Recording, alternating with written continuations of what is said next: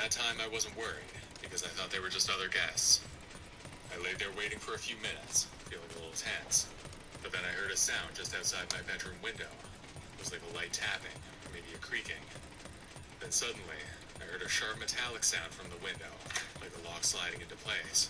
Maybe a latch of some kind. I still don't know what that was. It was creepy enough that I got up, got dressed. I tiptoed through the living room, with one of my 2 bags in hand. I thought about making a break for my car, but when I looked out the front window, I froze. There was somebody standing right next to my car, barely visible in the dim light. I couldn't make out what he looked like because it was dark and my car was a fair distance away. I could definitely see the outline of a man though, and I think he was smoking a cigarette. I couldn't go out the front door, so I went out the side instead and hid behind a tree. I pulled out my phone and dialed. I can't believe I still break my diamond axe like that, bro. Badly. I thought the police would take too long to get there. The owner never mentioned where he lived, but I didn't have any other choice, so I dialed his number. Even though it was late, the owner picked up his phone. I whispered that somebody was breaking into the house. I told him the upstairs guests were trying to rob me. And I glanced over to my car and saw the man standing next to it. He was holding his phone up to his ear and looking around. I then turned my attention back to my phone. The man on the other end said, "I'm on my way. Where are you hiding? I'll save you." Something about the way he said that gave me a chill. I didn't trust him for some reason. I thought he might even be one of the men breaking into my place. What's up, my one viewer? How you doing, man? How's your day going? Or afternoon? Typically probably different time zone. Right at the same time. That confirmed it to me. My host was trying to rob me. Hiding behind that tree, I had nowhere to go. I couldn't go inside to my car, and I certainly couldn't walk to get help from anywhere. Definitely not without being seen. I did dial 911 at that point, but the police estimated that it would take over half an hour to get there. I waited there in the dark for almost 45 minutes, and nobody came. Finally, I looked back at my car and saw that the man was gone. I didn't know if he left for good, or if he was coming back.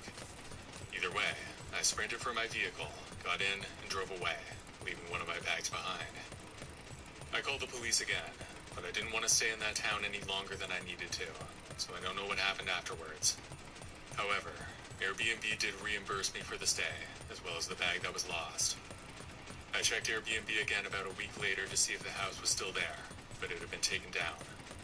I guess that's a good sign, but it would have been better if the host was in jail.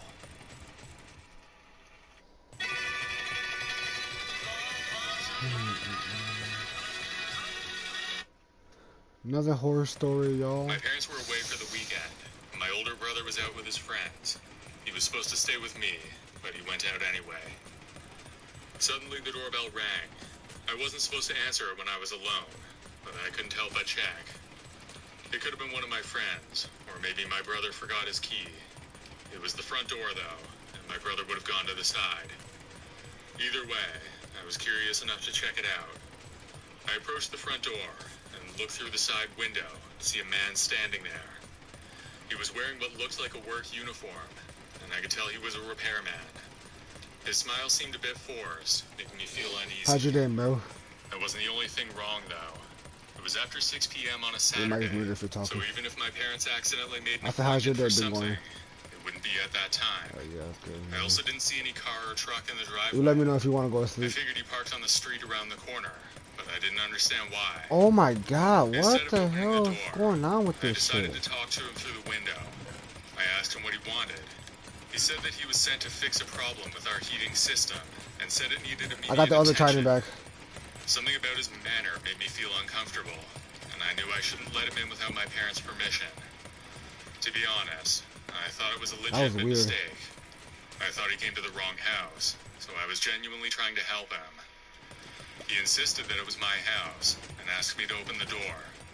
I stood my ground, and told him I couldn't let him inside without my parents being home. But he kept insisting, trying to persuade me to open the door. Okay. His words felt manipulative, and I was starting to get pretty scared. I told him my parents would be back soon, trying to scare him away, but he didn't budge. I knew he could get through that window if he really wanted to. I would have called the police, but my phone was in the other room, and I was too scared to leave the door. I thought that he would break it down if I left for a second. Next, the man started pounding on the door. It sounded like he was going to break it down. I was surprised by how weak it actually was. I could hear the wood splintering. I was about to run away and find my phone, when out of nowhere, a car pulled into my driveway. I was shocked because my parents were not due home until the next day, and my brother didn't have a car. I looked closer, and I could tell that it was one of my neighbors, Mrs. Jenkins.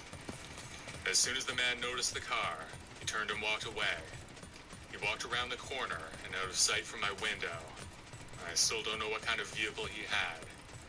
After he was gone, Mrs. Jenkins called the police. I was grateful for her at that moment. I was really lucky that she saw what was happening and recognized the situation for what it was. The man was about to break down my door, and I had no way to stop him. My parents came home the next day, and they were very concerned about what happened. We had to replace our front door due to the damage that the guy did to it. The lock was basically hanging out of it. There were cracks all the way down. We didn't have any way to pursue the guy because none of us saw his car, and there were no cameras that caught him.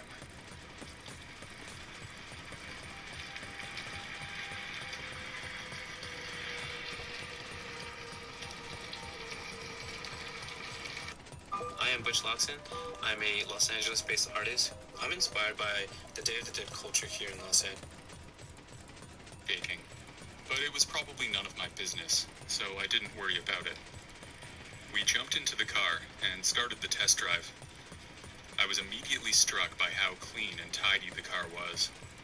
The strong scent of bleach burned my nose. It makes sense to clean a car before selling it. I get that.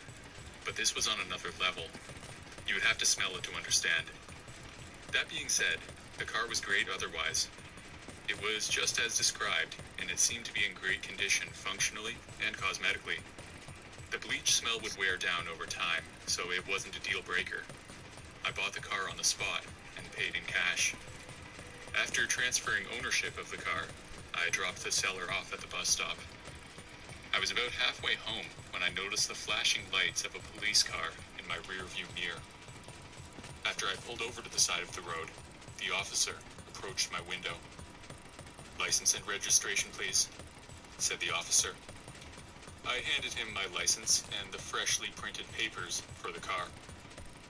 He glanced at them for a few minutes and handed them back.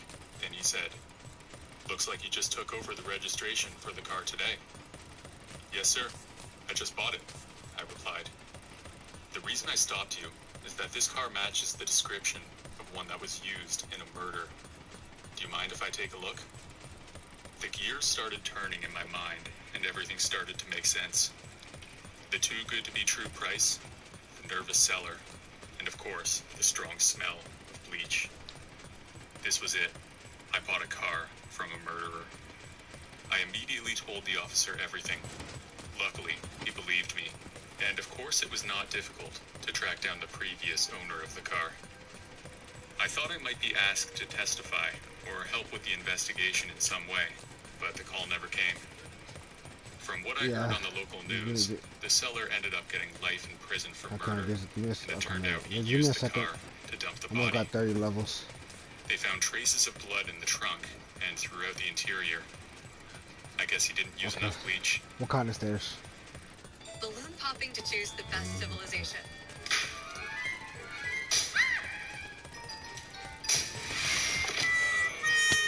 Get on my way. Egypt, so weak. Rise of Kingdoms. Give me a stack of glass or... This happened when I was in high school. I went to the largest school in my city.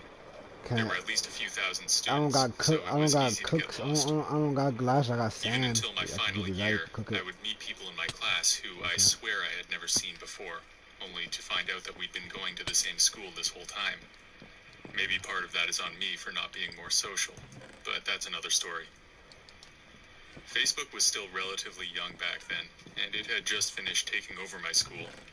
Stairs. I was getting tons of friend requests from my classmates that I'd gotten to know throughout the years.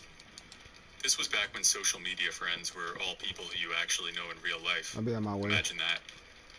I will have to admit that I did enjoy that little dopamine hit every time I saw a new friend request pop up. and I would eagerly accept each and every one with little consideration. One day, I got a request from a guy named Michael. His profile said that he was a student at my school, and we had a lot of friends in common. I clicked accept, not giving it a second thought, even though I didn't recognize him. Like I said, it was not uncommon for people to pop up who I had never met. If we were classmates, then why not connect on Facebook? A few days later, I was doing some homework on my computer. I had Facebook open as usual, and I got a message from Michael. "Hey, how's it going?" he wrote. "Hey, good. How are you?" I replied. We then sent a few messages back and forth, exchanging pleasantries mostly, until I eventually said, "How do we actually know each other?" He said that he went to my school, but didn't give much detail otherwise. We chatted for a while longer, then I called it a night, not getting much homework done. When I woke up the next morning, I walked over to my desk and turned on my computer. I had a ton of new messages, at least 30. I excitedly opened them, but was disturbed to find that they were all from Michael. A bunch of them just said, "Hey," or "Why aren't you answering?" I scrolled through them some more, and they got even more vile. Some that I don't even want to say, even some that were outright threats. After that, I decided to take a closer look at his profile. First off, I noticed that in his profile picture, he looked much older than high school age. He must have been at least 25, with a beard and baseball hat. Also, he had lots of pictures, but none of them included anyone that I could recognize from school. Starting to feel suspicious, I looked at our mutual friends so I could ask around at school that day. I went to school, and when lunch hour came, I headed to a spot in the hall where my friends usually meet. It was a wide open square section, with lockers on all sides. I talked to some of the people who were friends with Michael on Facebook. Nobody had heard of him. I guess I was not the only one who blindly accepted friend requests from strangers. By then, I was pretty sure that Michael was a creeper, and I was feeling nervous. He knew enough about me that if he wanted to find me, he could. The rest of the day dragged on. I dreaded the thought of checking my Facebook messages. My school had a strict no cell phone policy, so I couldn't check until later. After school, I went home and nervously turned on my computer. I opened Facebook and was surprised to find that Michael's profile was gone. He had deleted it. Part of me was relieved, but in a way, it was even more scary to know that he was out there, and I had no way to prove what he had done. I've considered the possibility that it was one of my friends playing a joke, but I don't think so. When I looked through his profile, he did have quite a few pictures, and over 200 friends, so it would have taken some effort to put that together. I looked over my shoulder for several months after that, expecting to see him hiding in the bushes or something. Fortunately, that never happened, and I never heard from him again. All the stairs, okay. Watch this. Ready? Ooh, you can't do that, boy. I've always been cheap with money. It's something my mother taught me from a young age. No, I didn't. This used to be a point of shame for me, but as I've grown up, it's become a point of pride. Even though I'm reasonably well off financially now, I still keep an eye out for a good deal. Thrift shopping and bargain hunting will likely always be a part of my life. Some call it minimalism. I call it being cheap. I use Kijiji and Craigslist, but usually have more luck with Facebook Marketplace. Sometimes I spend hours scrolling through the free section, hoping to find something good. It's very rare to find anything worthwhile in the free section, but there was one exception. I spotted a post for a free mountain bike on Facebook Marketplace. It looked almost new. It had a red frame with nice big tires and those shock absorbers on the front wheel. I'm not much of a cyclist, not much of an athlete at all, to be honest. But I had been meaning to lose a few pounds, and this might be good motivation. I figured I could try it out and either keep it or sell it for a few bucks. I typed a message to the poster and clicked send. No more than a minute later, he replied. He said his name was Alan and that it was still available. He promptly sent his address and also told me to come by at exactly 8:15 p.m. the following day. It seemed a bit odd that he was so precise with the time, but I figured he was just busy. I typed a reply and asked if we could meet in a public place. It's always a good idea to meet someone in public, since you never know who you're dealing with. He replied and said that I needed to pick it up from his house. That was understandable since it was such a good deal. I agreed to meet at his place since it was not far from my work. I finished work at 6 p.m., so I had some time to kill until 8:15, which is when I was going to pick up the bike. I went to a McDonald's for dinner, taking my time in order to run out the clock. However, by the time I finished, it was still only about 7:30. Even though we agreed on 8:15, I figured I would go and see if he was ready. His place was only about 15 minutes away from the McDonald's, so I took off thinking I would be about half an hour early. The neighborhood was quaint. All the houses looked old in a charming way. As I approached his house on the left side of the street, I noticed another car had stopped, and a man was getting out. Great, I thought to myself. That must be Alan, just getting home. I walked over to the man and said, "Hi, are you Alan?" No, I thought you were Alan. I'm here for the bike," he replied. Oh, great, I thought. He promised it to someone else. What a waste of time. Just then, the door to the house opened, and a large man in his 40s stood in the doorway. He was at least 6 feet tall, with a thick build. A sinister grin appeared on his face after I turned to look at him. "Please come in." Up to you if you want to go to bed. He said. Both of us?" I stuttered. Yes, there are two. Come in and help me get them." The other man and I exchanged uncomfortable looks. At this point, neither of us believed that there was a bike, or two, or whatever. I jumped back into my car and drove away, Alan glaring at me from his front porch. This may not seem like the most terrifying story ever, but if you could see the way Alan was staring at us, it would make your skin crawl. Also, the ad didn't say that there were two bikes, and I believe that he made this up to lure us into his house. His actual plans will remain a mystery, and that's fine with me. Oh my god, here we go. Why so many ads, The man? Kardashians have redefined. I don't care about the Kardashians. They don't do nothing besides, I don't know. I'm Jarrett, and this happened a few years ago when I was a student. I was in my 3rd year of college studying business administration. I went to a different school for my first 2 years, and I had just transferred to a larger state school. I was filled with excitement and nerves as I packed my bags and headed off to my new home, a shared house with a bunch of strangers who would be my roommates. I found them on Facebook, and honestly didn't know much about them. I didn't have a lot of options though, and I certainly couldn't afford my own place. When I arrived at the house, I was immediately struck by its charm.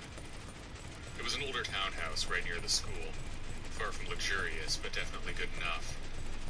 I felt a sense of relief that I wouldn't be living in a tiny dorm. As I walked through the door, I was greeted by the sounds of laughter and chatter coming from the living room. I followed the sound and found my new roommates, all of them busy getting to know each other. There was Alex, a tall, muscular guy with a friendly smile who was studying engineering. I got 30 levels. Then there was Mike, a smaller guy with a sharp wit who was studying psychology. And finally there was David, a quiet, reserved guy who was studying computer science.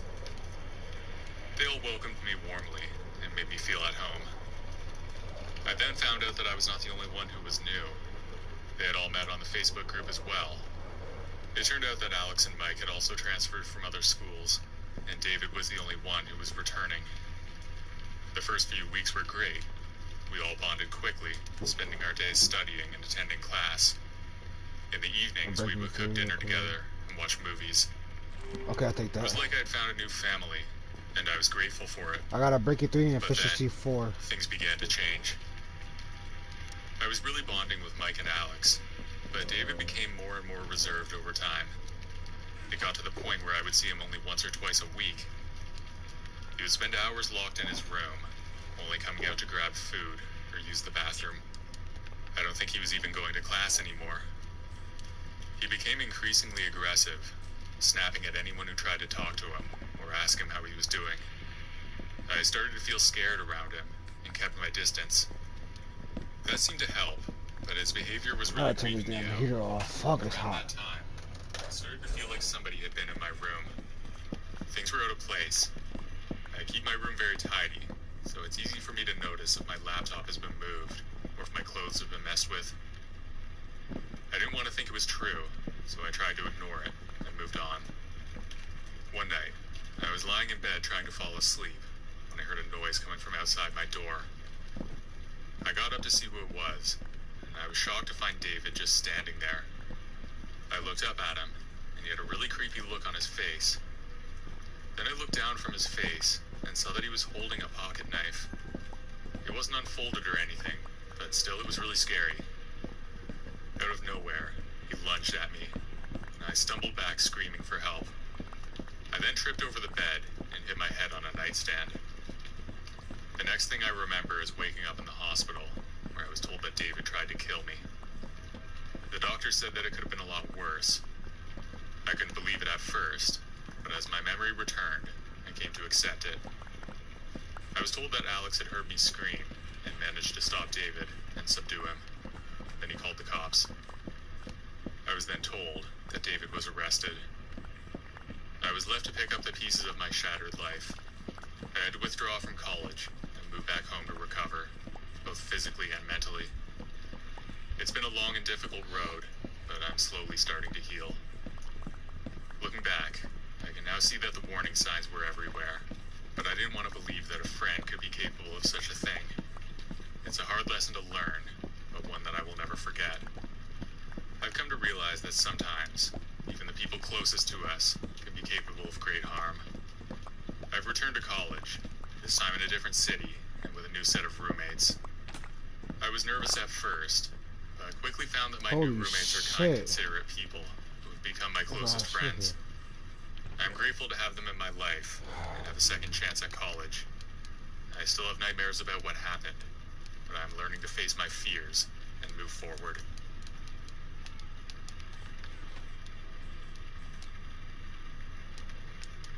This story is about a really horrible thing that happened to me. I'm 28 now, and it was about 5 years ago. It all started when I put my laptop up for sale on Facebook Marketplace. It was a high-end laptop, and it was only 1 year old, and it still worked really well, so I figured somebody would be willing to pay a fair price for it. I had come into tough financial times, the details of which I'd rather not get into. That's why I decided to sell it, and try to get another year out of my old one. I received a message from someone who was interested in buying it. They offered me a price that was slightly higher than what I was asking for. A big red flag looking back, but I ignored it. I really needed the money, so I couldn't resist. We agreed to meet up in a parking lot of a grocery store near my apartment. I was excited about the prospect of making a quick sale and getting rid of my laptop. I grabbed my phone and headed out the door, walking the short distance to the parking lot. It was a warm summer day at around 7 p.m. The sun was starting to set, so I knew it would be dark soon. I was hoping to be done before then. When I got to the parking lot, there were a few people milling about the store, but I didn't pay much attention to them. I was focused on finding the buyer and completing the transaction. I walked around for a while, and eventually saw a man leaning against a car in the far corner. I walked over to him, laptop in hand. When I got close, he waved at me, confirming that it was him. He was a tall, muscular man, with a rough, unshaven face and a stern-looking expression. I felt a sudden sense of unease, but I tried to ignore it. After all, I was there to sell my laptop. I opened it up and showed it to the man. He asked me a few questions about its specs and performance. Then he asked me to unlock it so he could make sure it worked. Then I handed it to him, and he gave me the cash. I was counting the money when he suddenly grabbed me by the wrist and twisted my arm behind my back. I cried out in pain and tried to pull away, but he was too strong. He reached into his pocket and pulled out a knife, then held it to my throat. "Don't move," he growled. "Just hand over the cash, and forget we ever met." I was terrified. I'd never been in that kind of situation before, and I didn't know what to do. I quickly handed back the cash, man backed away, still holding the knife.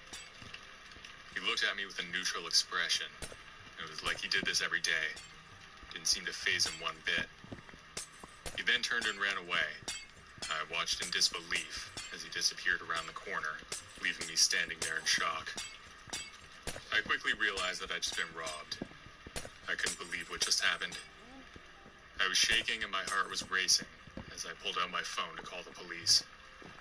They arrived after a few minutes, and I gave them a description of the man and told them that he left on foot. They told me that they would do their best to find him, but that was little comfort to me. The rest of the day was a blur. I felt dazed and disoriented, like it was a dream. I went back to my apartment, but I couldn't sit still. I paced back and forth, trying to make sense of what had happened. I was angry, scared, and overwhelmed. I'd never felt so vulnerable and helpless in my life. The police never caught the man who robbed me. I never saw my laptop again. Obviously, the guy's profile was gone when I checked. Looking back, I know I could have checked the profile to see if it was a real person. That's one of the advantages of using Facebook Marketplace over other sites like Craigslist. You can check their profile and vet out the predators. I didn't do that, and this is what happened to me.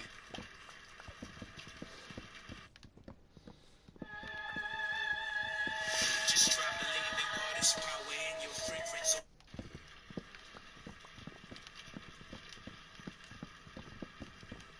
I'm a 32-year-old guy, and I live in the United States on the Northeast.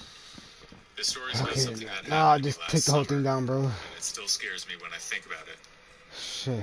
My roommate had That's a moved lot of out and materials, left I me with an guess. extra room in the apartment. I couldn't afford to keep paying the rent on my own. I had heard of people renting out their spare room on Facebook, so I decided to give it a shot. I created a post with a picture of the room and a brief description of the apartment. Then I hit post. Within a few hours, I started getting responses. The first reply came from a guy named Jeremy, who said he was interested in moving in. Okay. He seemed friendly enough, but something about his tone made me uneasy. His voice was very monotone, almost robotic. I looked past it though. Not everyone's comfortable talking on the phone. I suggested that we meet up in public first. That way we could get to know each other. When I suggested that, he refused and said he just wanted to move in right away. That gave me a really bad feeling, so I told him that I was going to move on and find someone else. Then he sent me a really angry message, including some horrible insults and even threats. The scariest thing happened next. He sent me a picture of a black handgun, just sitting on a table. I got a trophy map. No way to know if it was really his, or if it was just a picture that he found somewhere to scare me. Achievement. After that, I blocked him and went to bed. A few days went by, and then I received another response. This time it was from a man named Justin. He seemed nice, and we exchanged a few messages. Then he asked if we could meet at a bar for a drink to discuss the room. I agreed, and we made plans to meet at a local bar. When I arrived, I saw a man sitting alone. He looked like he was waiting for someone, so I walked up and introduced myself. It was Justin, so I took a seat, and we got to talking. We chatted for a while. He told me about his job and his hobbies. He seemed normal, and I was starting to feel more comfortable with the whole thing. After a while, though, I noticed something about his voice. It sounded too familiar. He had that same monotone voice as the other guy from before. I became suspicious that Justin was actually Jeremy, so I made an excuse to leave. I gathered my things quickly and said goodbye. But as I was leaving, Jeremy grabbed my arm and said, "You can't run away from me that easily." I was scared and started to panic, but then I remembered that I had my phone with me, so I pulled it out with my other hand and dialed 911. When he realized that, he released me, and I ran out of that bar. The operator told me to stay on the line, and within a few minutes, the police arrived. Jeremy was arrested, and I was shaken, but grateful to be safe. When the police searched him, they found a gun that looked really similar to the one in the picture that he'd sent. If I had allowed that guy to come back to my apartment to look at the room, then I could have been in big trouble. Luckily, that didn't happen, and I got away. I still have no idea what that guy's problem was. I ended up finding a roommate through some of my friends. In my opinion, that's a much better way than meeting strangers online. If at all possible, that's what I would recommend. Got a lot of damn wood, holy shit. Too many words to This all happened about Too 10 much years words. ago. Don't know what to I was do in my with. early Looking 20s. at gotta do all this. I was scrolling through Facebook one day when I noticed I had a friend request from someone I didn't recognize. Their profile was just a silhouette. Hey, you need Their name bookshelf was or no? unfamiliar to me. I usually don't accept friend requests from Bookshelf people for I your don't know. house? Like, For some like a tiny reason, table? I felt curious about this person. I Your accepted mic the is moving if you're request, talking. and we started chatting. The stranger, who called himself Mark, was charming and friendly at first. He asked me about my life and my interests. We quickly bonded over our shared love for music. I found myself looking forward to our conversations and spending time chatting with him. Mark seemed genuinely interested in me, and that really drew me in. However, things started to take a dark turn when Mark started asking me more personal questions. He wanted to know where I lived, my schedule, and even started commenting on my photos and posts. I started feeling uncomfortable and decided Hey, I'm to gonna end the move friendship. my mic so I can focus That's on when the building, real okay? horror began. If you I need started anything, receiving you messages know where from I'm at. Mark at all hours of the day and night.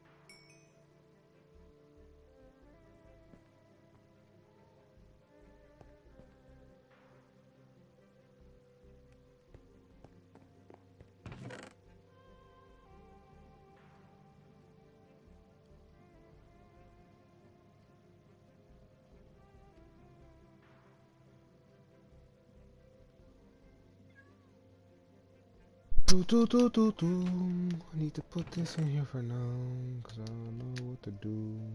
I need that. I need 36 logs. I got a host. I don't have a host.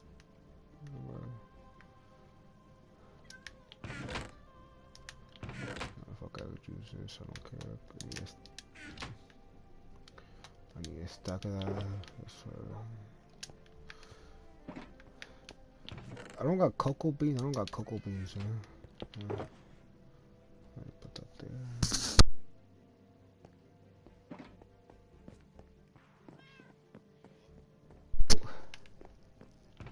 Yeah, what happened? You good? Yeah. Okay. Is that in the rainforest or something? What? The cocoa beans? Yeah. No, that's in the jungle. Yeah.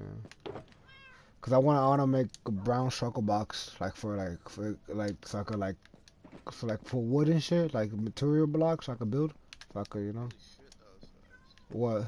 Oh yeah, that yeah. Like that. Now it look better to me. It look better now. Before, I don't know what the fuck I was thinking. I'm gonna lie to you. I need cobble. I need cobble. Do you have more sand? Yeah, I got a sand chest up there. You see, it's way up there in the corner. Cobble. I'll just go mine some right quick. Yeah, I'll go with you. No, it's fine. It's fine, bro. You know what I do need though. I do need saplings, dark oak sapling. But I don't know how far. I don't know how far you gotta go to look for that. But yeah. I'm gonna go over here, just grab everything.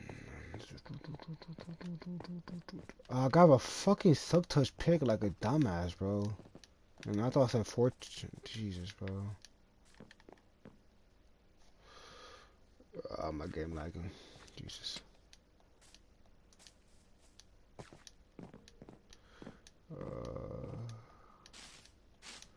need my pick. What's up, my second viewer? How you doing, man? We got a second guy watching us. You know, I took down the Airbnb. Me personally, kind of look ugly. I ain't gonna lie. I just got tired looking at a big build. It wasn't fitting right in the build. I ain't gonna lie. So let me cobble.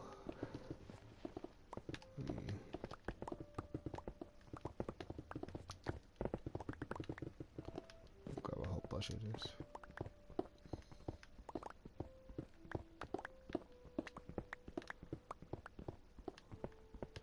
Like a stack should be enough.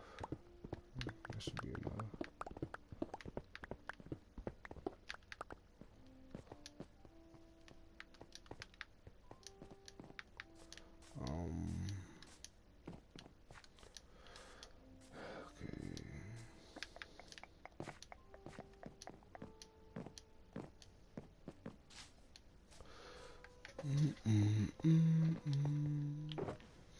Okay, I got a stack of that. Okay.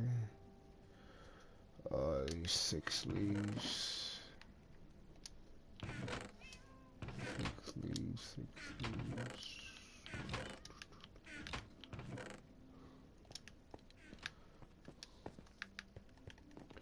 6 leaves. 6 leaves.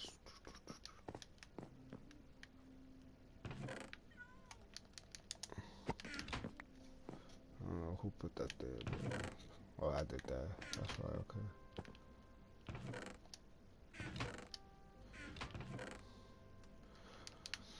I was letting my sister plan this world a little bit.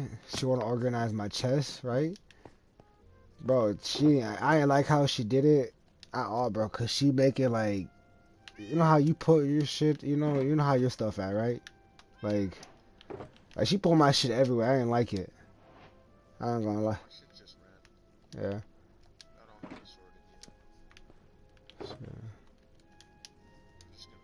I'm just trying to finish my house before we start separating stuff. I need to put that back. I need the silk touch again. Because I need stone. I need to start getting that 100 by 100 going.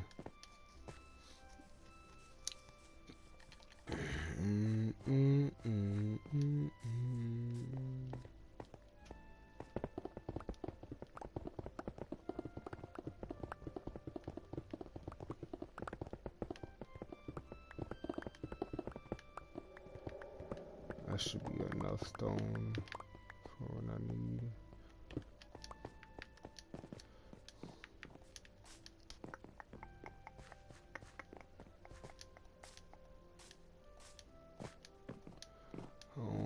I need 37 stairs.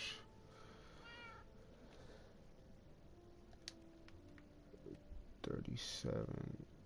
Need that too.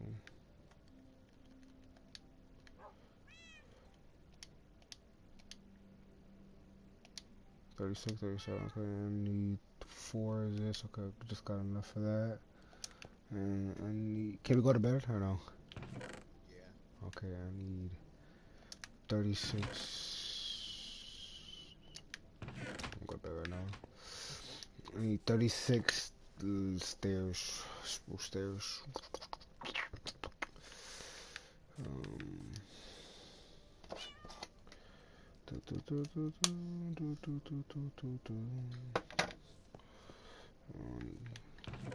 Put this in real quick so I know what I got. This extra blocks if I need it. I'll put that there for now. And I need 36 stairs.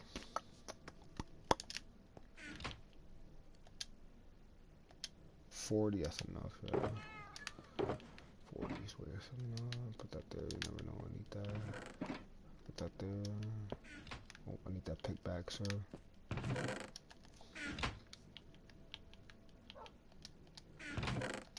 Give my damn pick back.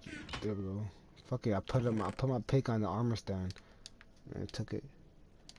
I guess it's for now what I need.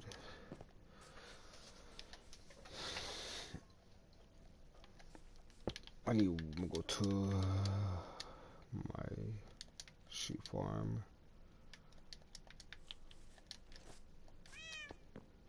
More rockets.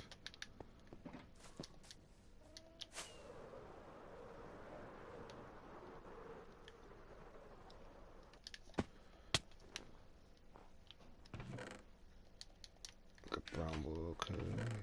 Black wool. Black wool, okay. I need to shears. I got shears somewhere over here. Within this chest, if my game could just. Excuse me, y'all. Oh, it's a lot of snow in there. Yo, Moon's on. Yo, Moon's on. Let's go. We got Moon. I got you right on. About low, row your boat down the stream. Your cousin's on Evan. Okay. Give me a second. I gotta fight. 2K20. No, the snow. Invite him still? You say invite him still? Some game, some 23 game, whatever. I think Madden. I'll go to. Where's the moon? I can't find this guy name. Here we go. Shit. Shears.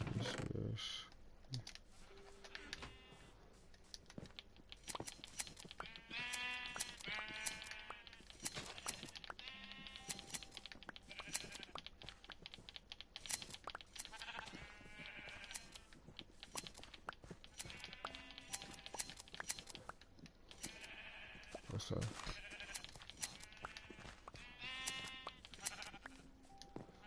Hey, can you invite Moon? Can you invite Moon to the party, bro? This nigga not joining.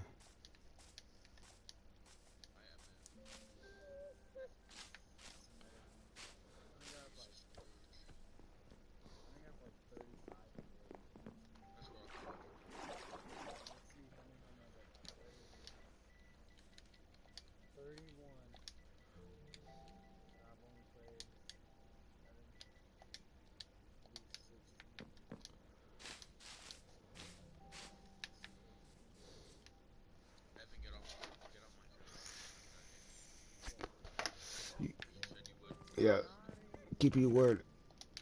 You're not mad to your word. You know you are.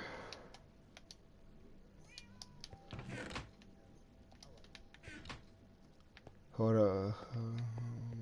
Let's talk with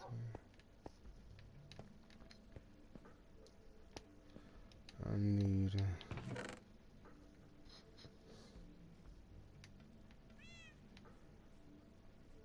How the hell do I make?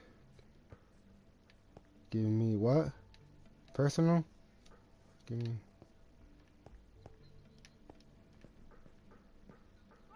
I don't know what the fuck he's talking about, but okay. I need light blue.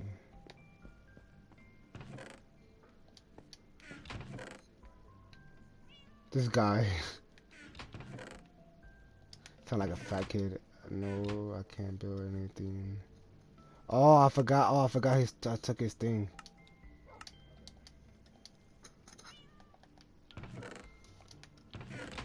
I don't got bone meal.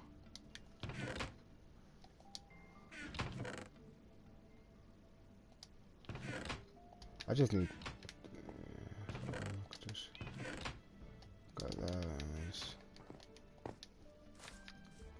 Cause I just need the outline for this.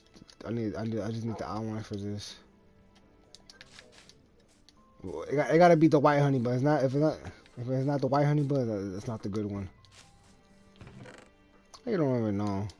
You're eating a honey bun. Oh.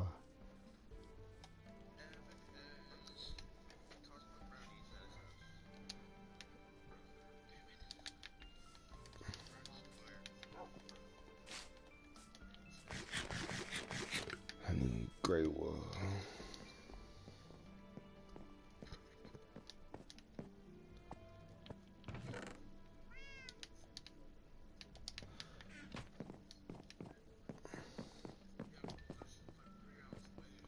Oh bullshit. The closest Santa Claus to me is like an hour. The closest for me is like an hour or two. Yeah.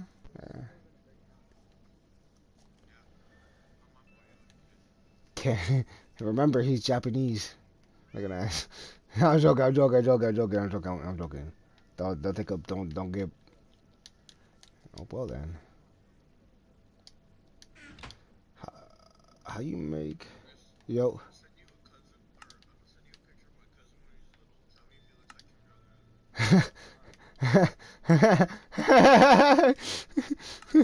You sure? You sure? You sure that's not his?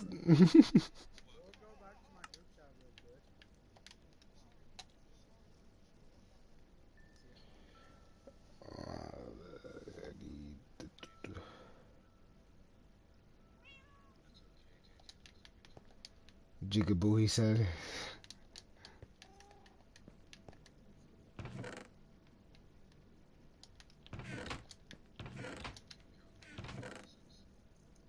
I can't wait, y'all. Okay, I haven't got it yet. I'm just waiting. There we go. Now I got it. Shit. He does. Literally, the face. I don't gonna like the face of it. You give me the face. You give me his vibe, but you give me bad vibes, bro. Looking ass. I'm just fucking with you, my guy. He cool guy. Yeah.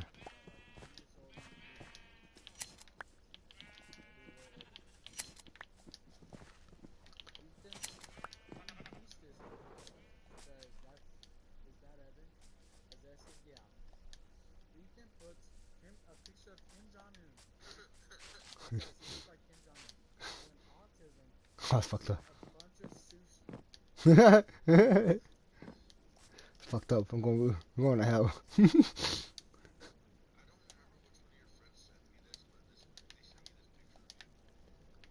That's fucked up to say. I'm gonna put it right here, so it's gonna be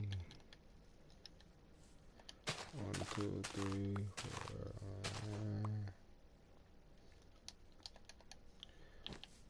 I don't got light gray. I need light gray. Oh, how the fuck this nigga got diamond armor again? Did you take his armor or did you give it back to him? Oh. Okay.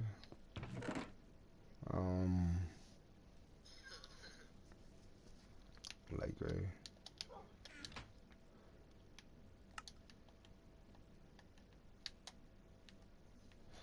How you make light gray? Fuck! I didn't mean to do that. Oh my god, bro.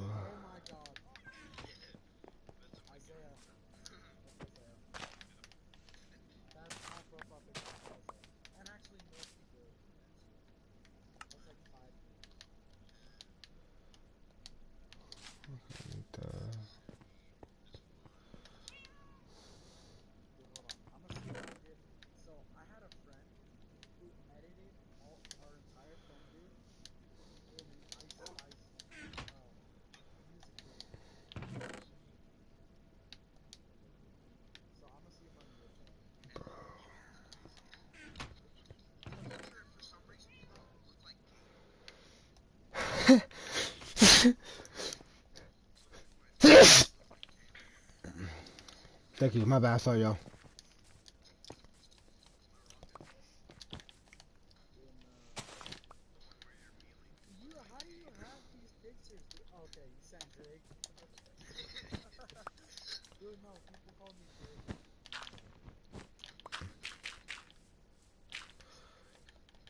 One, two, three. 1, 2, 3. Or,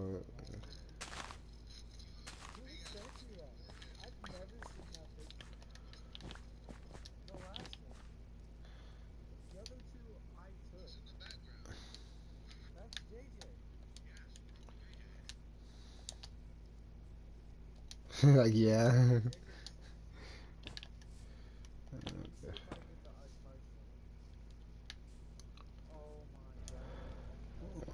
this guy not joining the party. What the fuck is not like? He's not gonna join the party, bro. Join the party, my guy. Yep, JJ said it. Puts a picture of, I think, Austin, Ethan as kids. Do you want me to send those to you? Hey, can everybody go? Can everybody go to bed?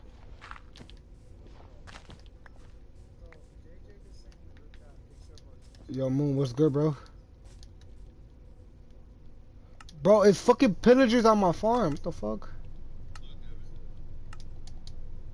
Also send me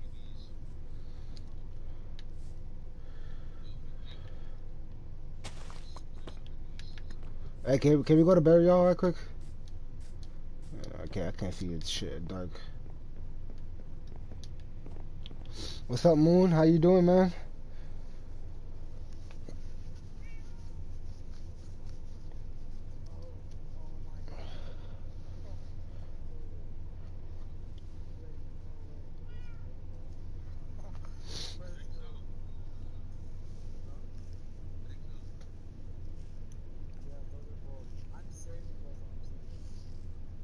Who's not sleeping, Moon is, or?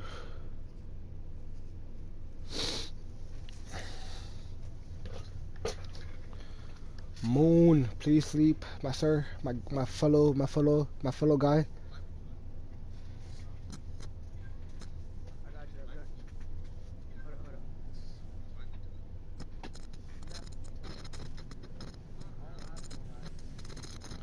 Yeah, Moon.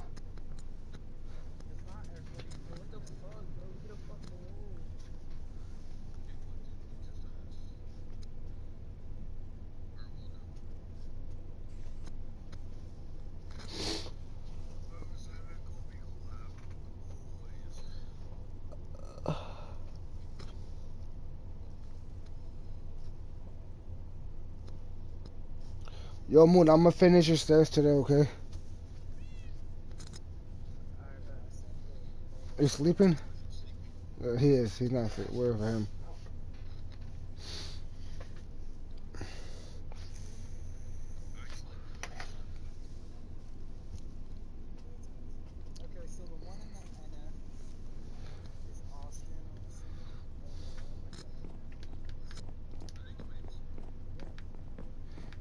Hey, you heard, hey, y'all heard by, you, oh, my bad.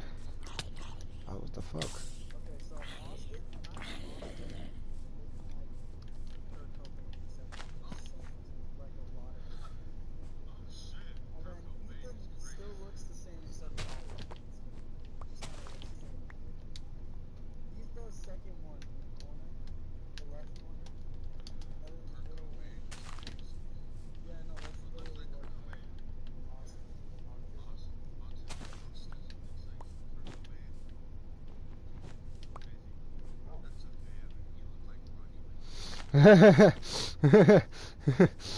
Bogus, bro. You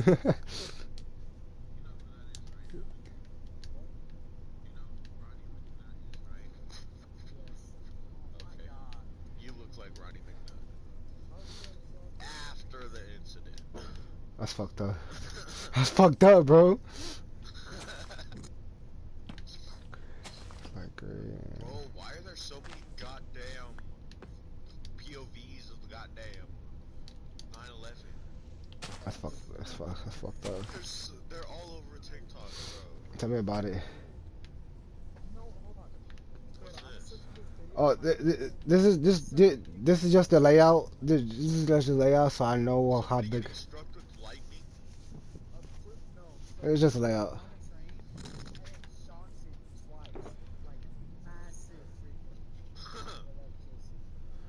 For high. Evan, who sent you that? We need to be friends. No, Nevaeh sent me a video of of people getting shot up by the cartel. That's fucked up. They were just driving their car. They got shot up. 1, 2, 3, 4. Yo,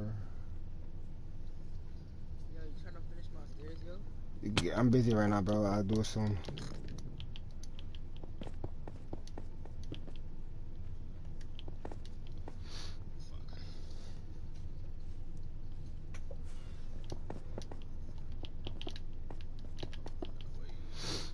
see, hold on. I collected all your shit personally. Oh, somebody broke your house. Who? I don't know, somebody broke, or no, somebody Broke broke what? white weapons. Give me a second. Kid is watching. Is it on Tik? Oh wait, no. I went all the way down. Instagram. Of course it's on Instagram. Everything's on Instagram.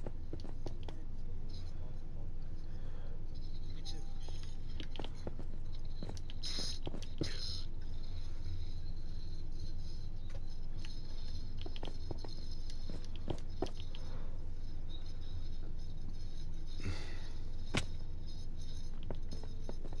Oh shit.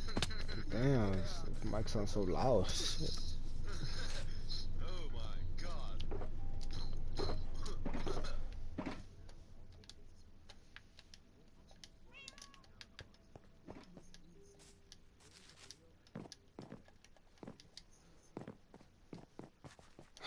This guy never saw a body before.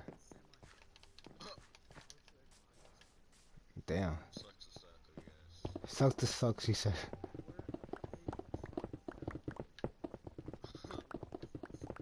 Oh, I saw that one.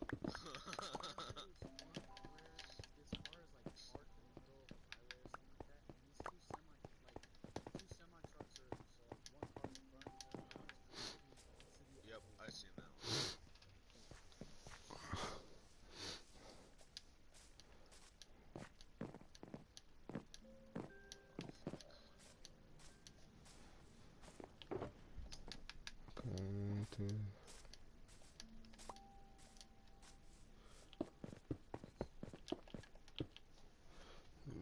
Play Siege. I'm too poor. Fight for me, Evan. Yeah, shut up. Didn't you say it's only like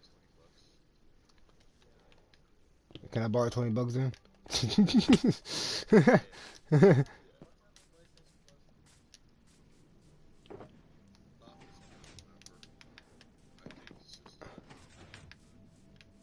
I need bamboo. cheap one. I got like the $10 one for like a month, but I think this shit lasts longer than a month. I'm still paying with y'all right now. That's good though. It's better than Xbox because Xbox is some bullshit. You buy like it said right now, you're right now. You gotta buy another one. That's the fucked up part.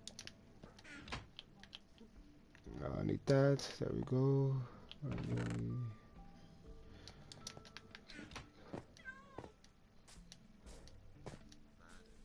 Go on Madden then, buddy. Can I get on Madden? Who you? I don't care. I'm just. No, I'm just. No, bro, shut up. I'm vlogging. I'm just asking. Shut up. Shut up. He was just asking because I was, but he never know. I might need him. But I'm good. No, he not. The fuck? He's a grown ass nigga. How the fuck he gonna be scared of me? Brody, I'm 15. That's crazy. Brody, I didn't ask for your age. Fuck you, goddammit. Damn. So I have the disc version. I'm playing GTA. I'm gonna like. I'm about to post. Yes. I'm about to post all them pictures that JJ sent me on Instagram.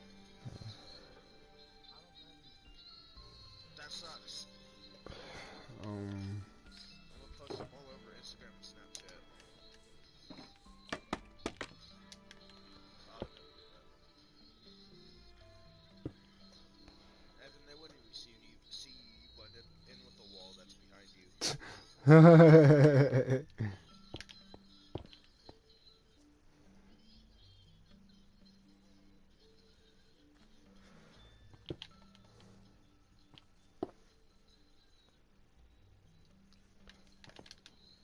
What the fuck?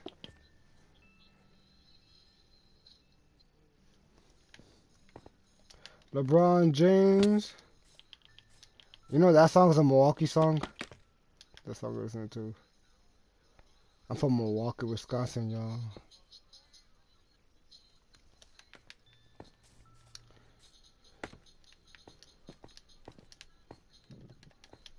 No, it's not. That ass flat.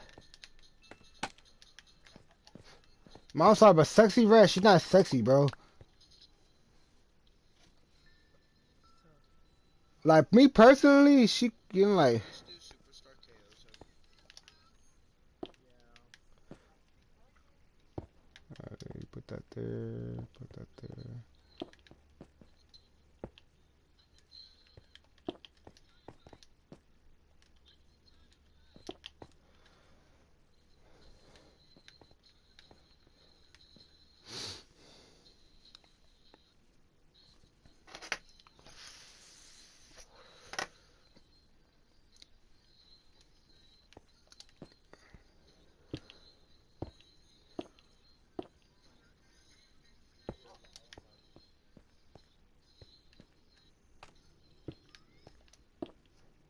Hey, y'all need to watch Sketch live at nighttime. Sketch be funny as fuck playing Madden.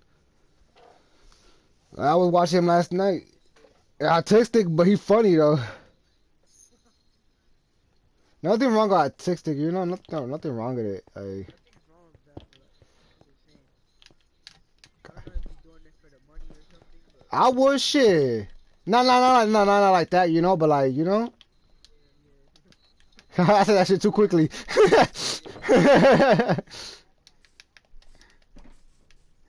I need fucking stone, bro. I need to start getting this 100 by 100 started already, bro.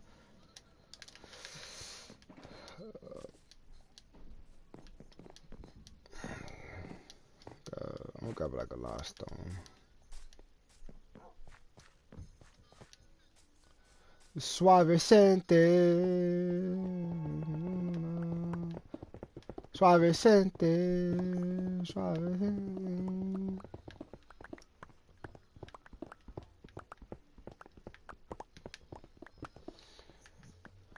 I wonder who's my. He said you're a he said you're a naughty video. What the fuck? Did you watch the video I just sent you? Did you watch the Peter Griffin one? Oh my god, he's autistic. No, the black guy.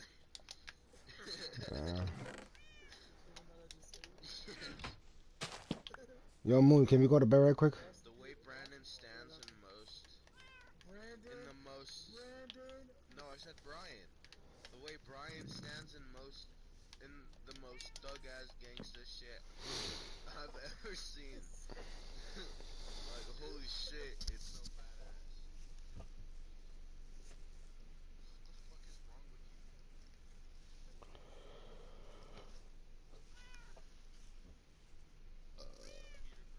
I don't watch any of the videos you send me. I don't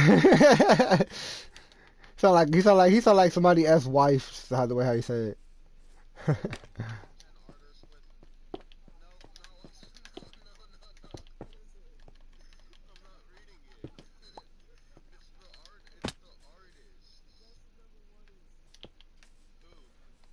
Drake?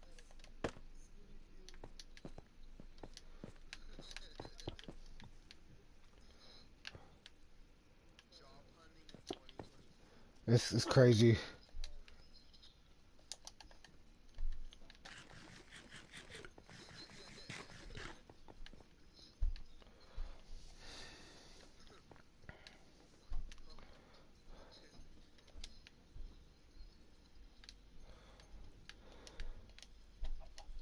Green fruit.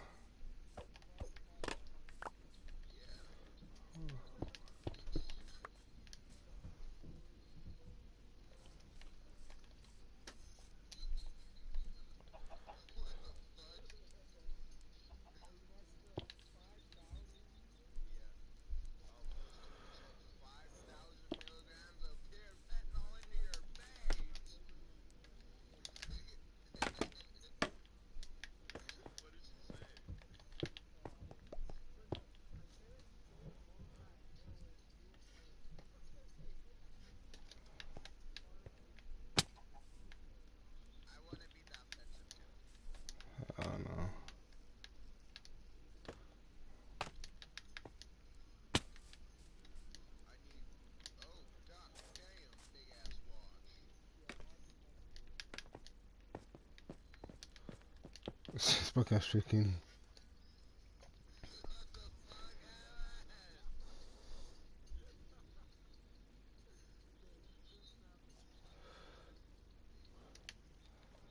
I need that, probably that too. Yeah.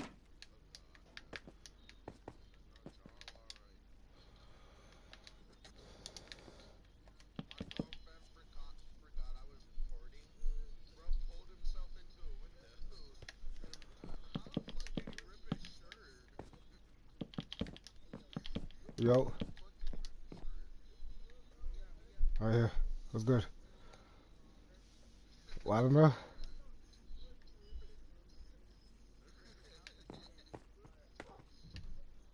You can put it in the shuttle box right here.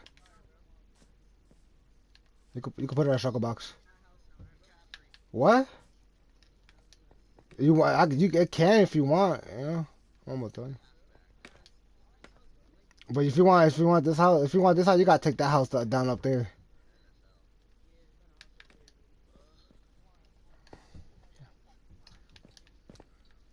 Well, no.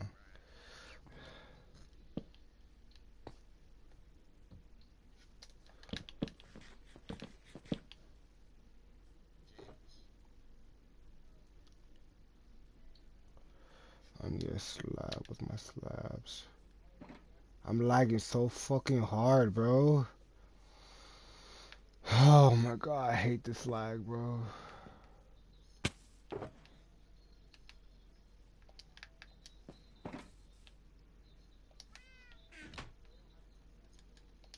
Need that, there we go.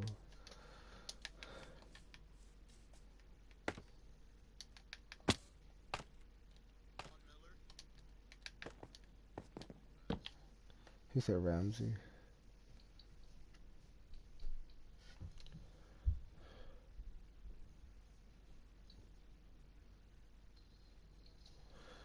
I saw it downstairs.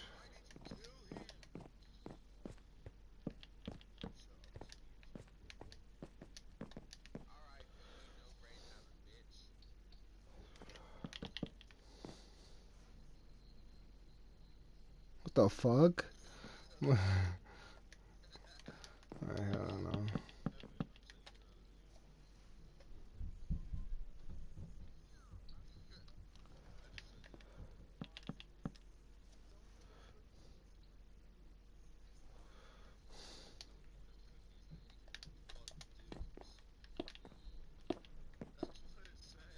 I don't know.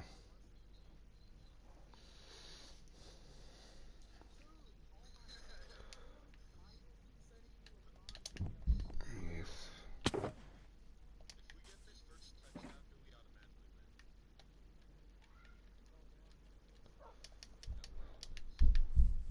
I'm gonna show you my offense. You got elytras, bro? Where'd you get the rockets from?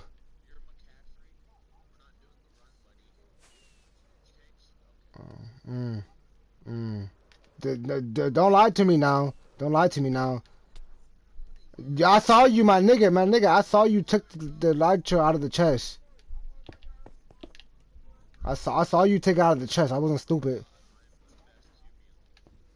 Yeah, I saw you, bro. You can have it. I don't care. Okay. So downstairs.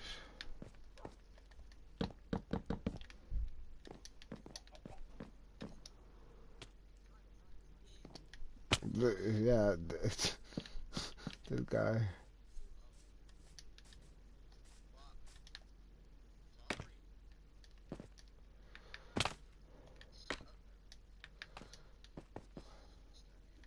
Damn, well then.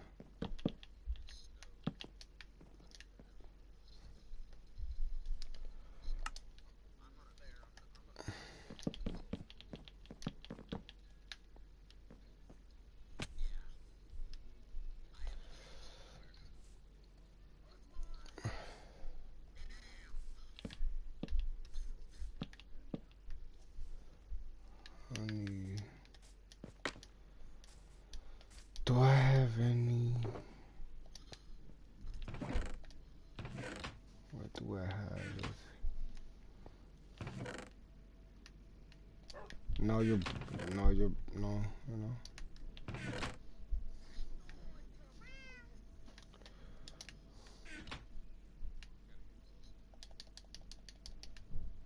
Blind ass.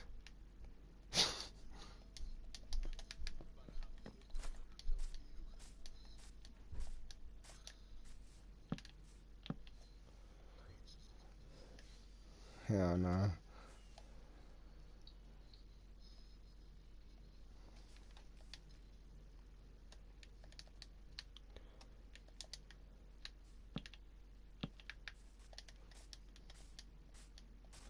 You think I think of you?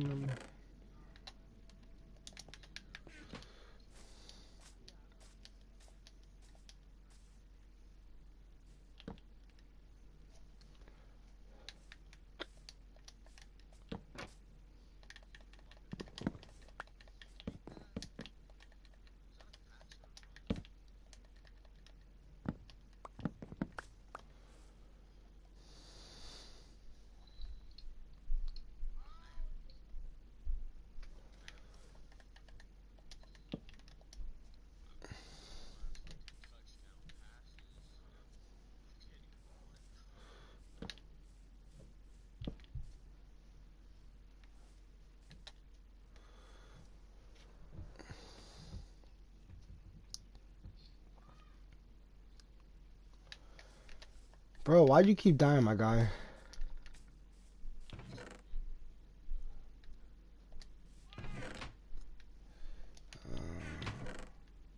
The doors.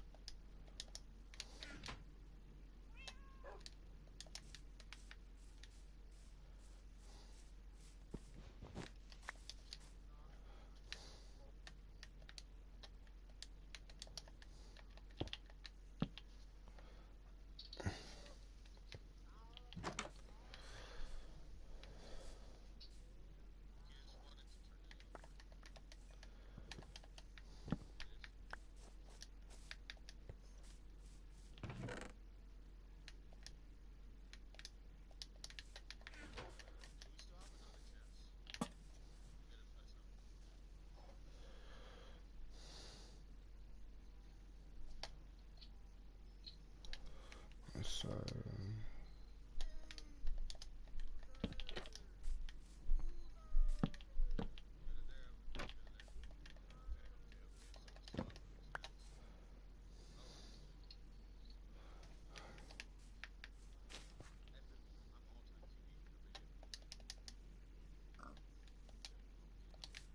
Sound good like that. Just got cocky. Nah, no. Hi.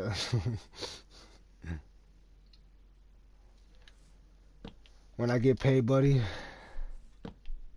like 7 days. 7 days. This guy said 7 years. Fuck you.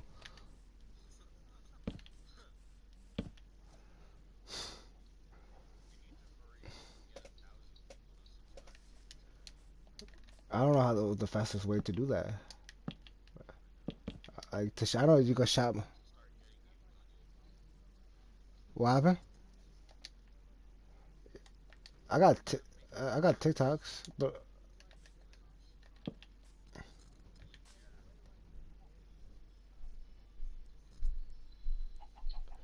I don't know. Like the more game people like to watch is Fortnite, but I'm fucking garbage at Fortnite. I'm decent, but I'm not like. Hey, can you go to can we go to bed real quick? GTA. Yeah, I just do card meets, but like motherfuckers just want to fucking blow people up and shit. They don't even want to like like you got to find the right people to and do it. If you if you brokey,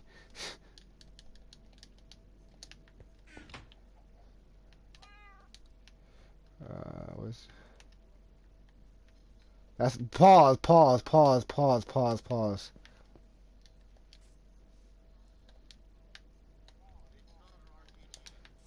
Homing launcher.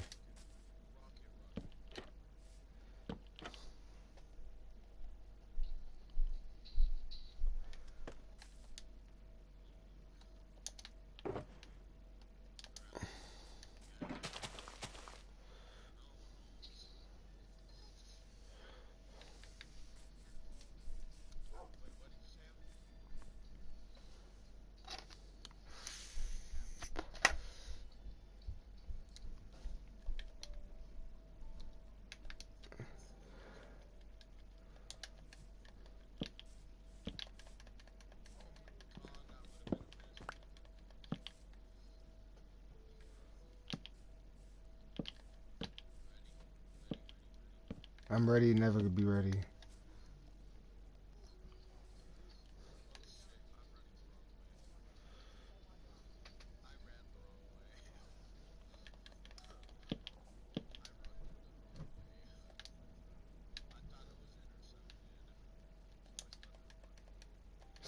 This guy. Hey, hey, hey, hey.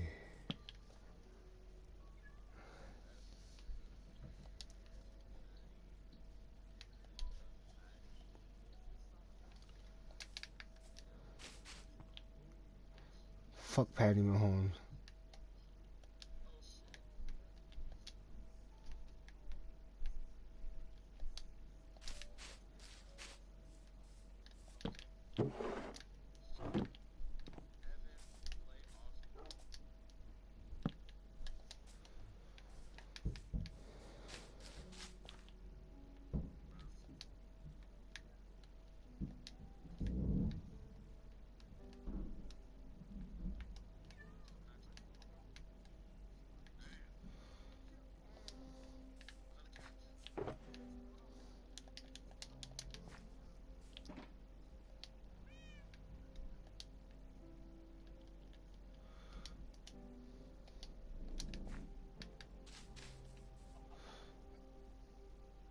I'm finna go eat right quick. Alright, bro.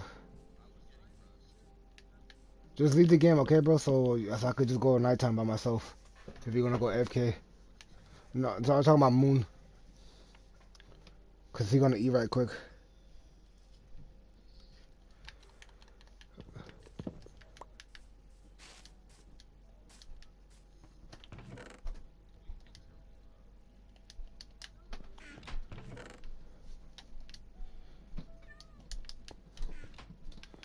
But my phone always dying, bro. That's, I'm tired of iPhones.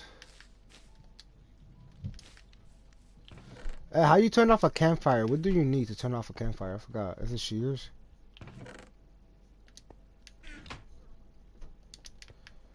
God, how you turn off? What's up, my third viewer? How you doing, bro?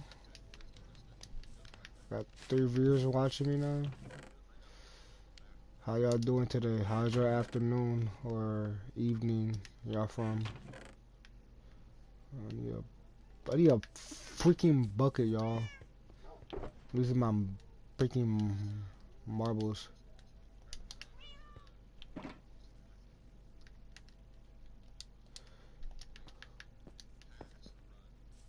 Pass it.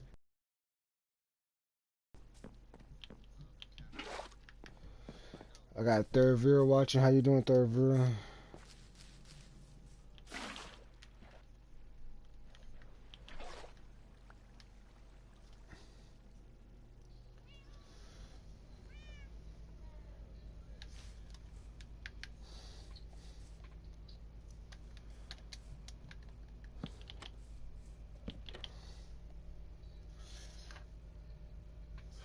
Do, do, do, do, do, do, do, do, do, do.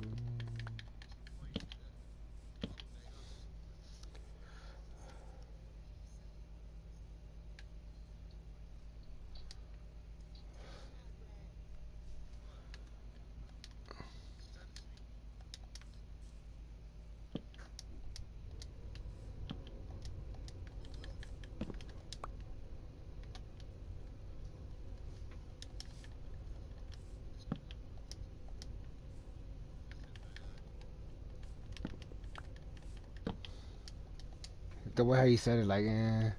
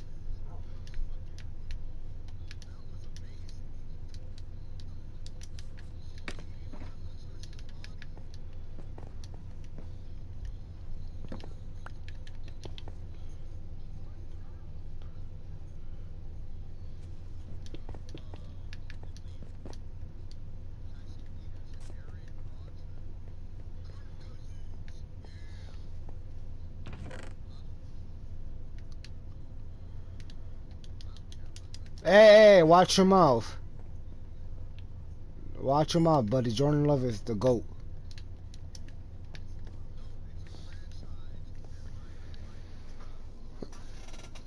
uh,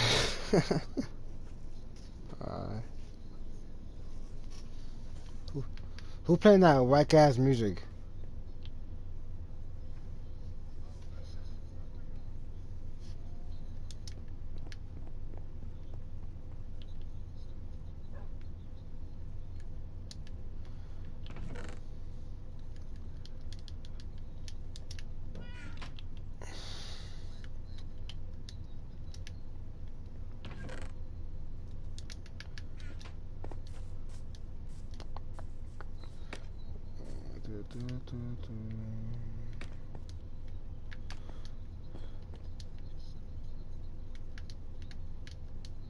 Hey, Dominican shit, hell yeah.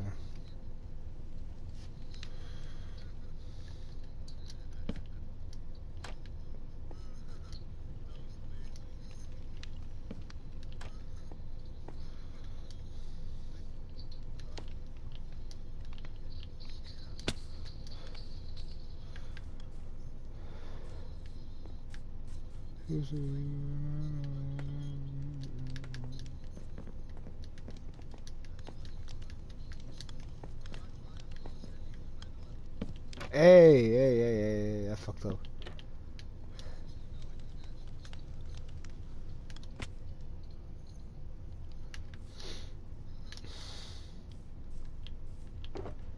He gonna sell you a dog doing something to himself.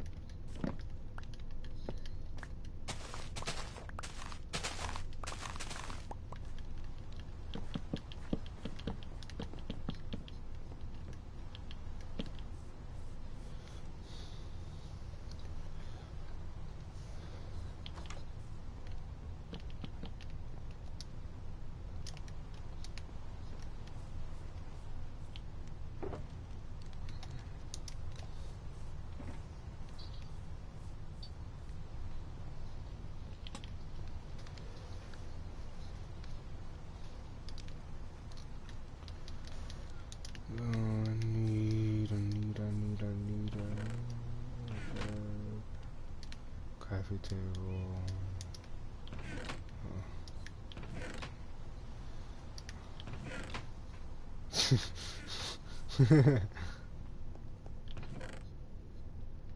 I need a couple furnaces.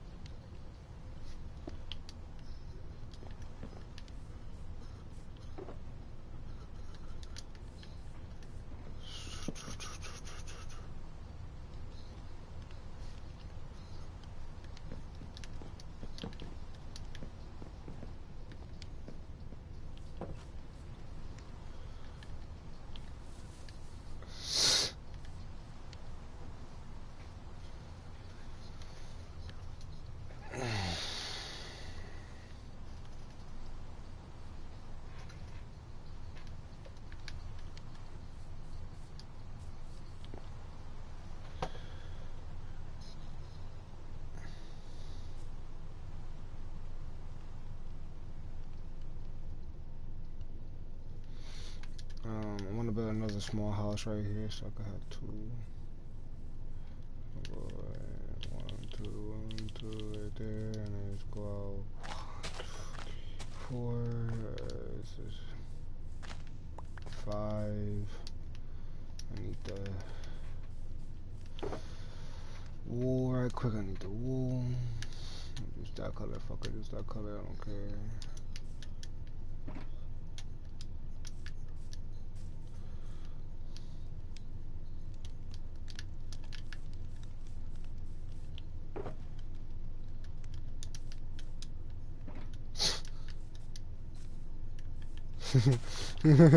That game's so damn old.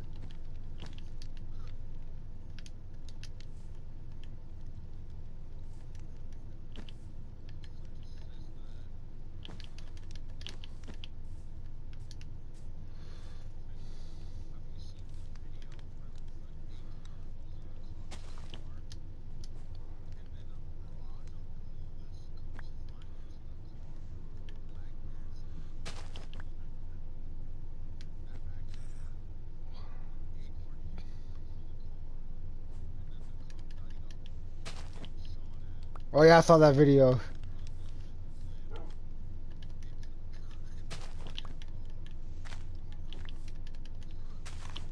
This cop's crazy.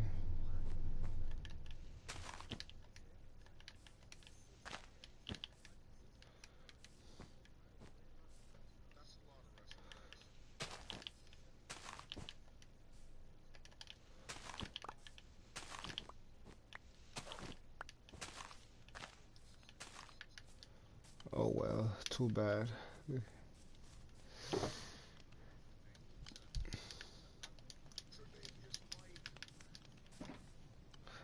I need a max win. Can I get a max win? Look at this.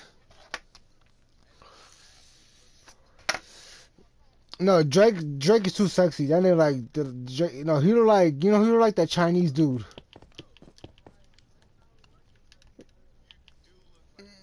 I tell you, Ken G, you like that dude, Ken G. Yes, you do, bro. If I show my mom the picture, she gonna say yes, you do. Hey, we're gonna have another World War III right now. Good stuff.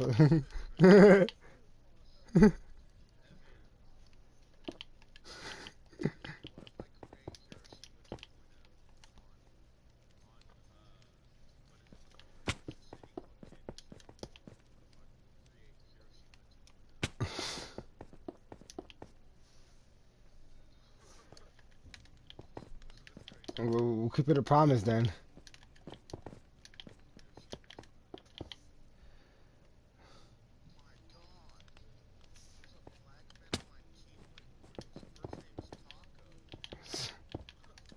The fuck?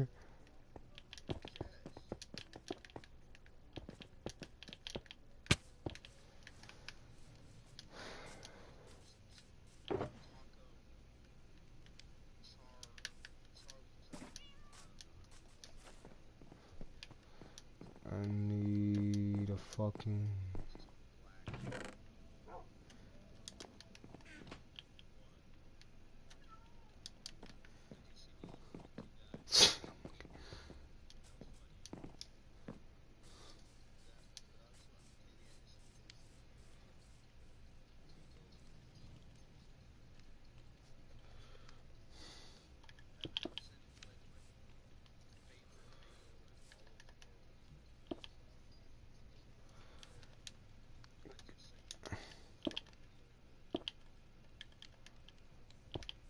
I'm gonna send y'all a video too. Looking nice.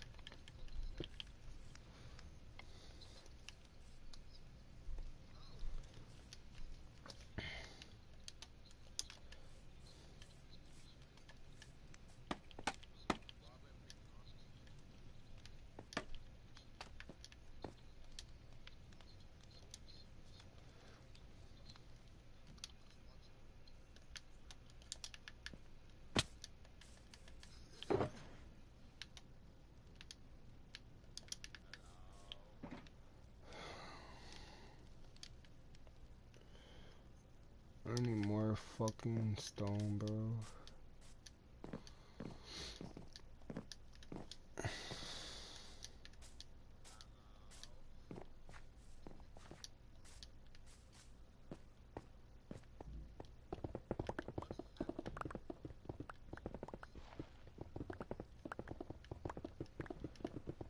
Don't shoot.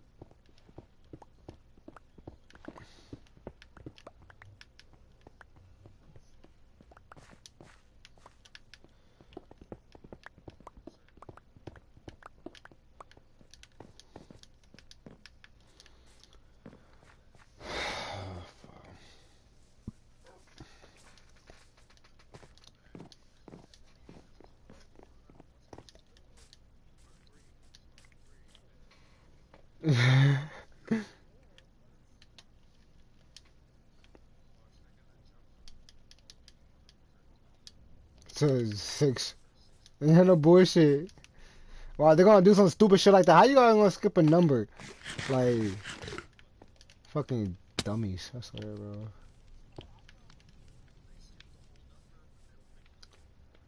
bro. You know how Black Ops 3 they skip number 4.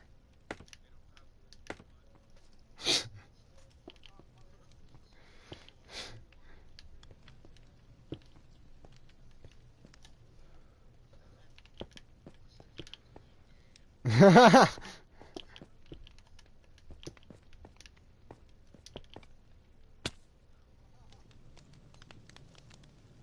fuck?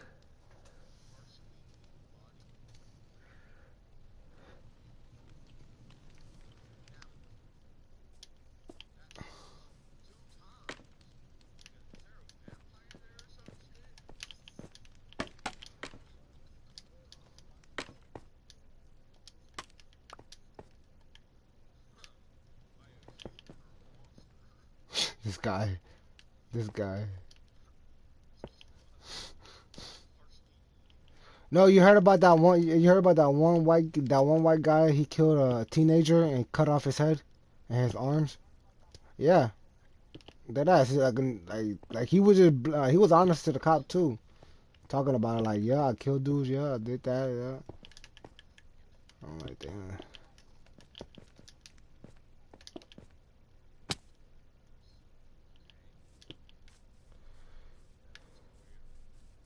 We know that one right there. This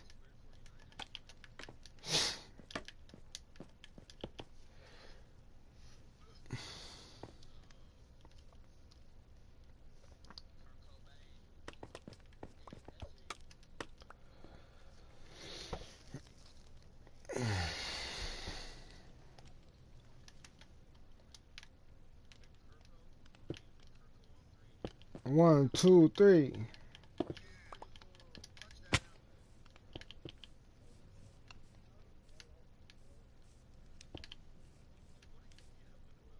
He's japping.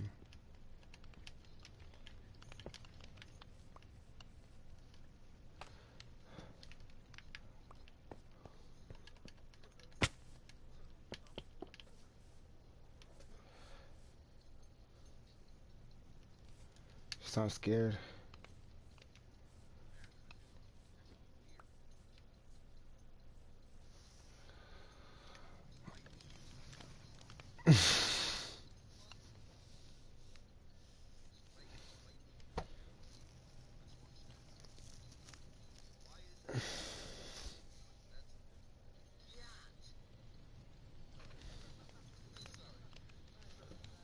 Oh, I did this shit wrong, bro.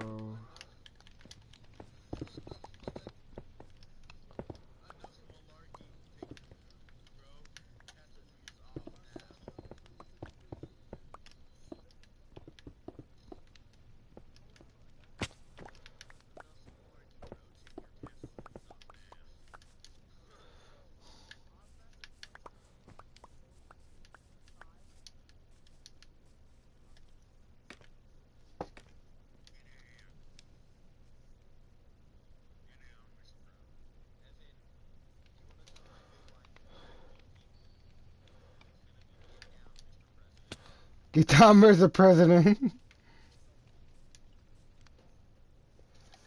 Let's see that quick.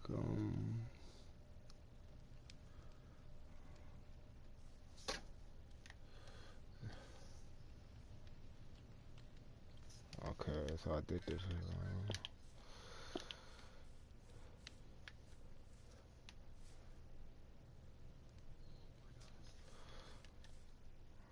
I wouldn't do that. My life's not that much worse for dude.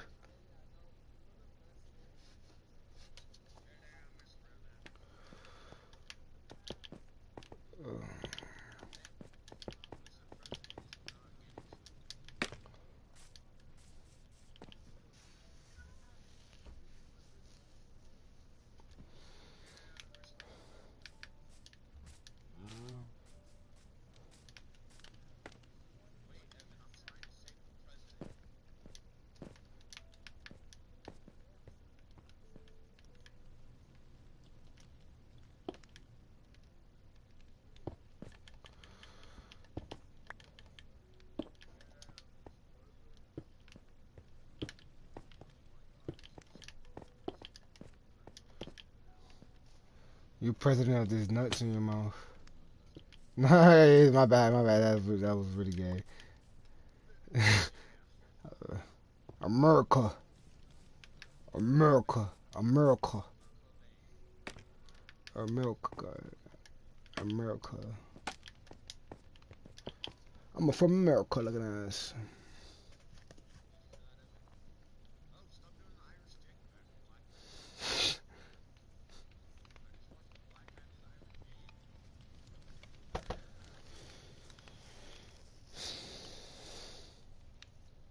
Dude, get away from me. Jigaboo, Jigaboo sounds so real.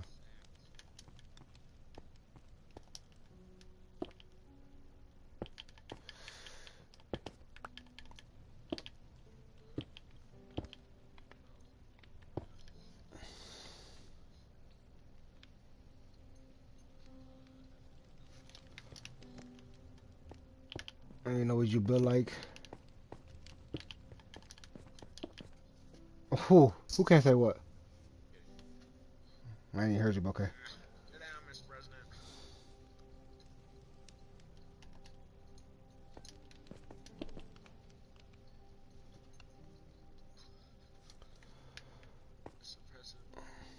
Mr. President's gonna make an illegal touchdown. She's about to try and nuke South Korea. Evan, What's up, the president, Evan, the president's about to nuke your fucking country, bro. I'm playing Madden with Dakota right now. Yeah. Yeah, I know. You suck at FIFA. No, you're not, dude. You're obviously.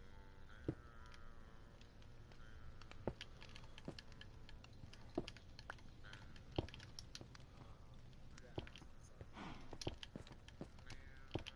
Damn, their QB's 0-2.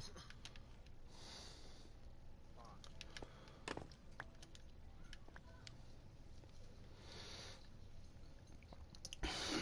I would have pick up the call. Fumble.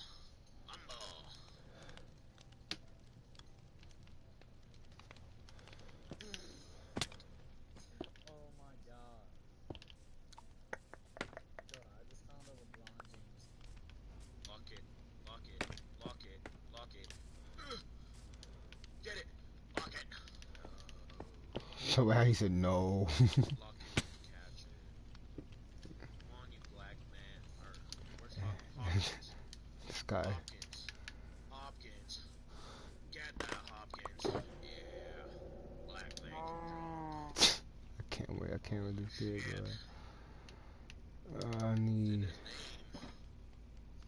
Lock it. Come on, lock it. Lock it. Lock it. I keep a rocket in my pocket so I can call it pocket rocket. Yup. Damn it. You know, I was a couple. Nah, damn my ears. A rocket in my socket. Rocket in my pocket so I can call it pocket rocket.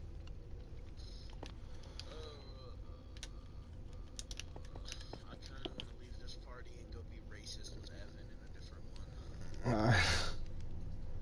If you want, I don't care.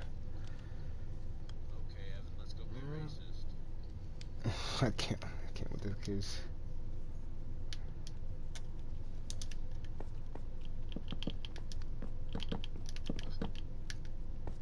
Damn, Mr. President. Evan, invite me to a different party. Okay, we're gonna be racist. Just us. Yeah, my favorite. Oh, especially towards JJ. Yeah. Start now. No. Cause we gotta. Never mind. Okay, I gotta leave the party. Yeah, probably do that before you start being racist towards JJ. Well then. Well, I'll see you later, bro. Get out, Mr. President. Oh my God, Mr. President is getting shit on. Evan, why'd you rejoin the same party? I'm Bush. Yeah, you did. I literally clicked start party with you. Maybe because I'm You have to invite me. I think he says. I told you that Chinese can't see. I'm telling you, bro. I know. He can open his eyes. Open your fucking eyes. Invite me to the party. Don't start a party with me. Yes, you can. Press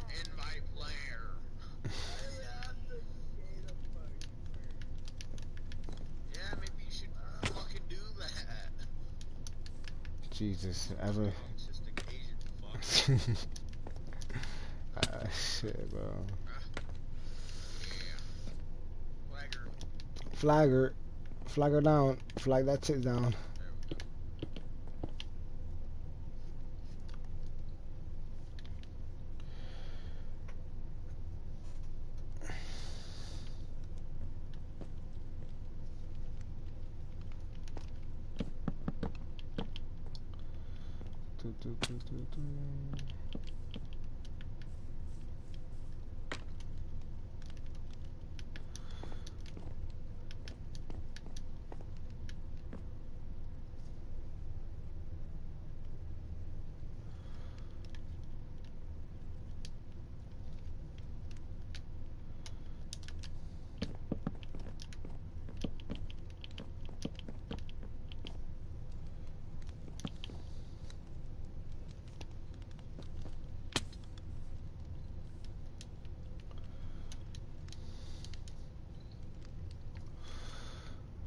Gonna need that, gonna need this, gonna need some of this, don't need that shit, I'm gonna need that in there.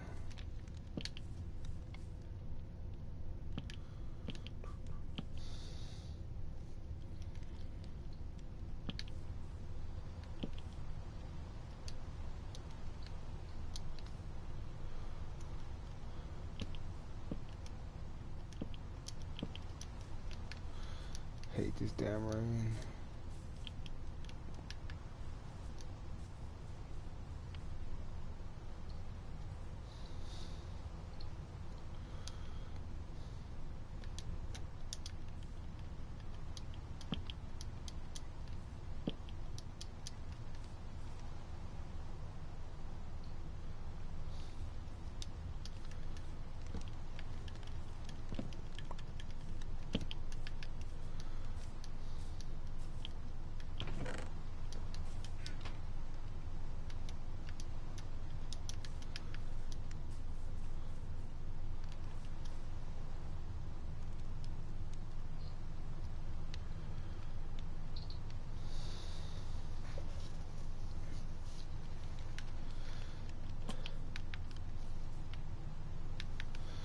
Too little shit.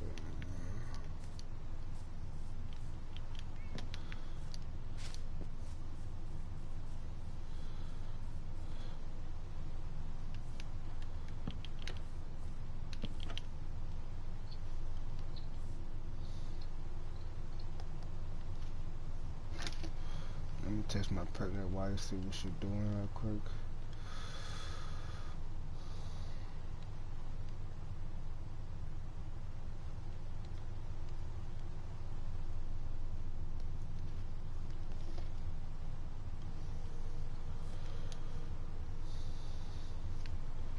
My stairs and the sun.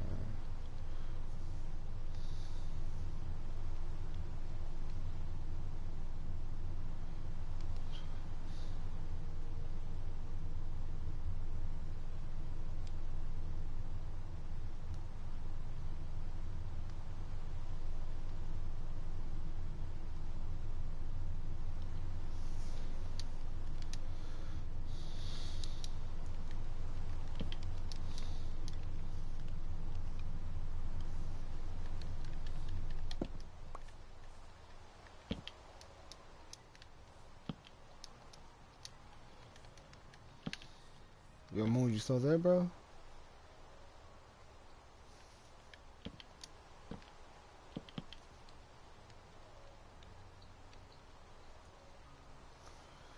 I need a slide. Do I got any slides? I do.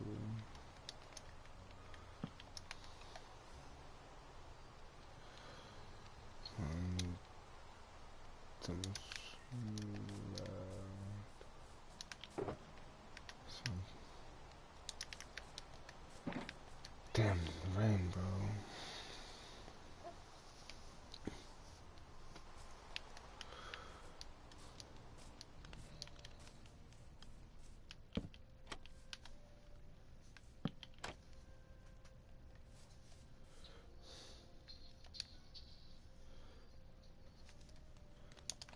About this last thing. That's fine.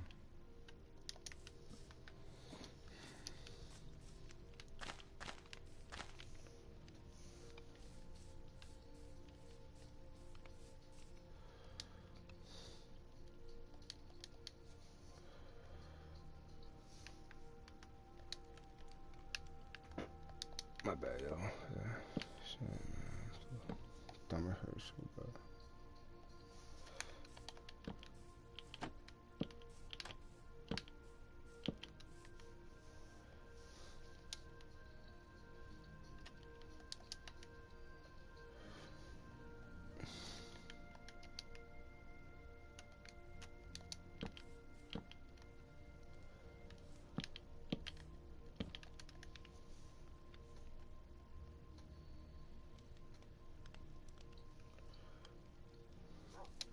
I need barrels.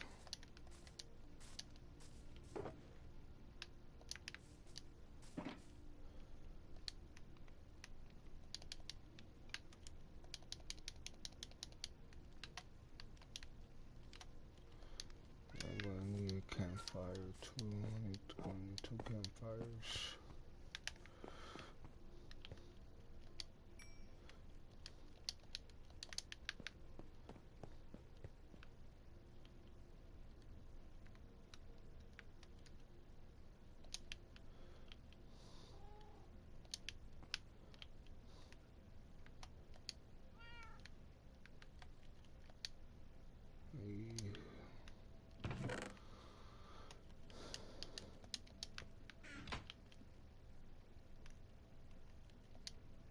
There we go.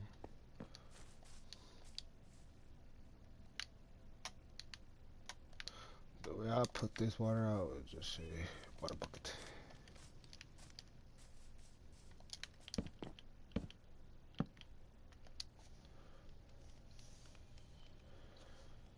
I need two more. I need two more. Two more.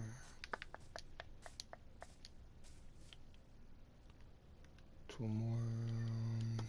No wood.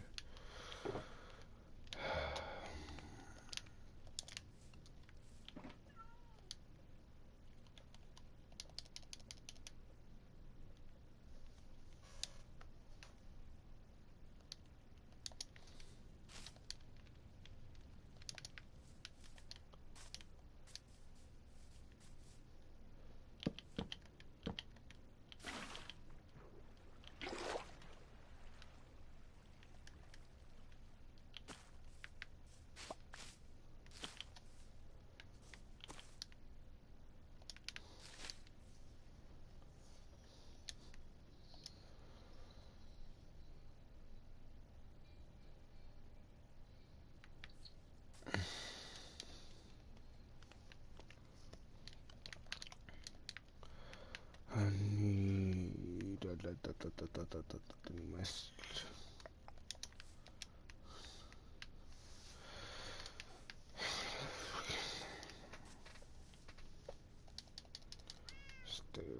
Stairs.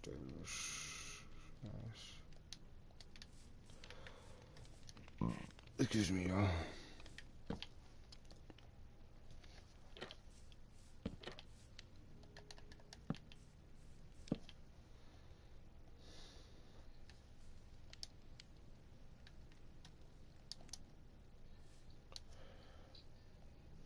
Don't need that though.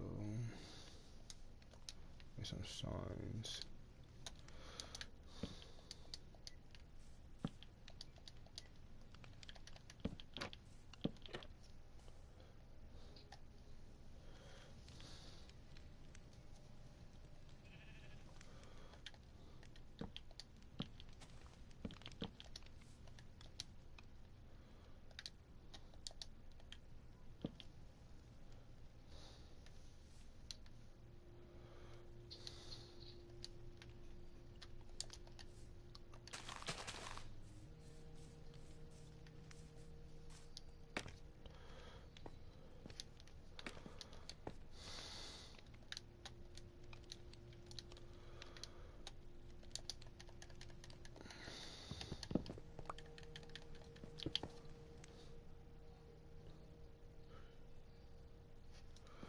Two, three.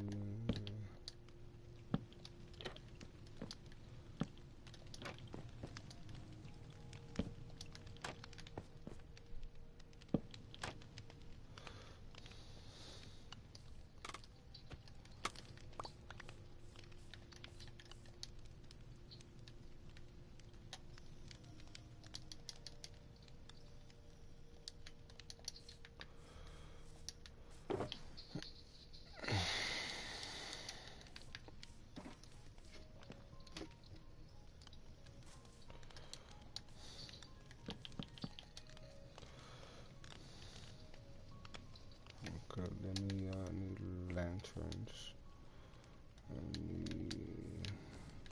Put this up first.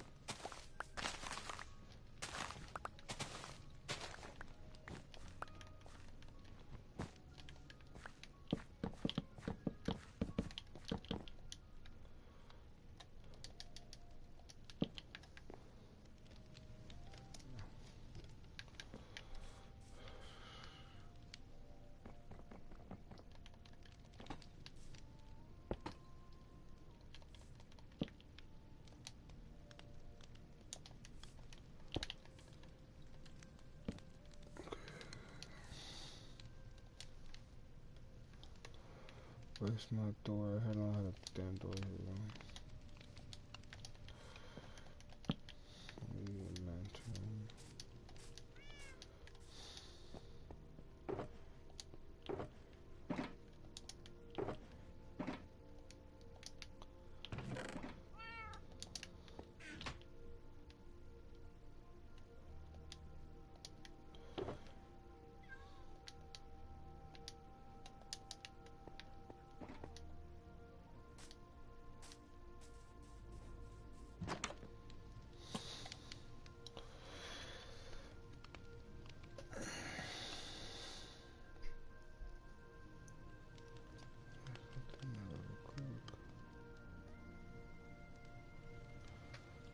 See something right quick.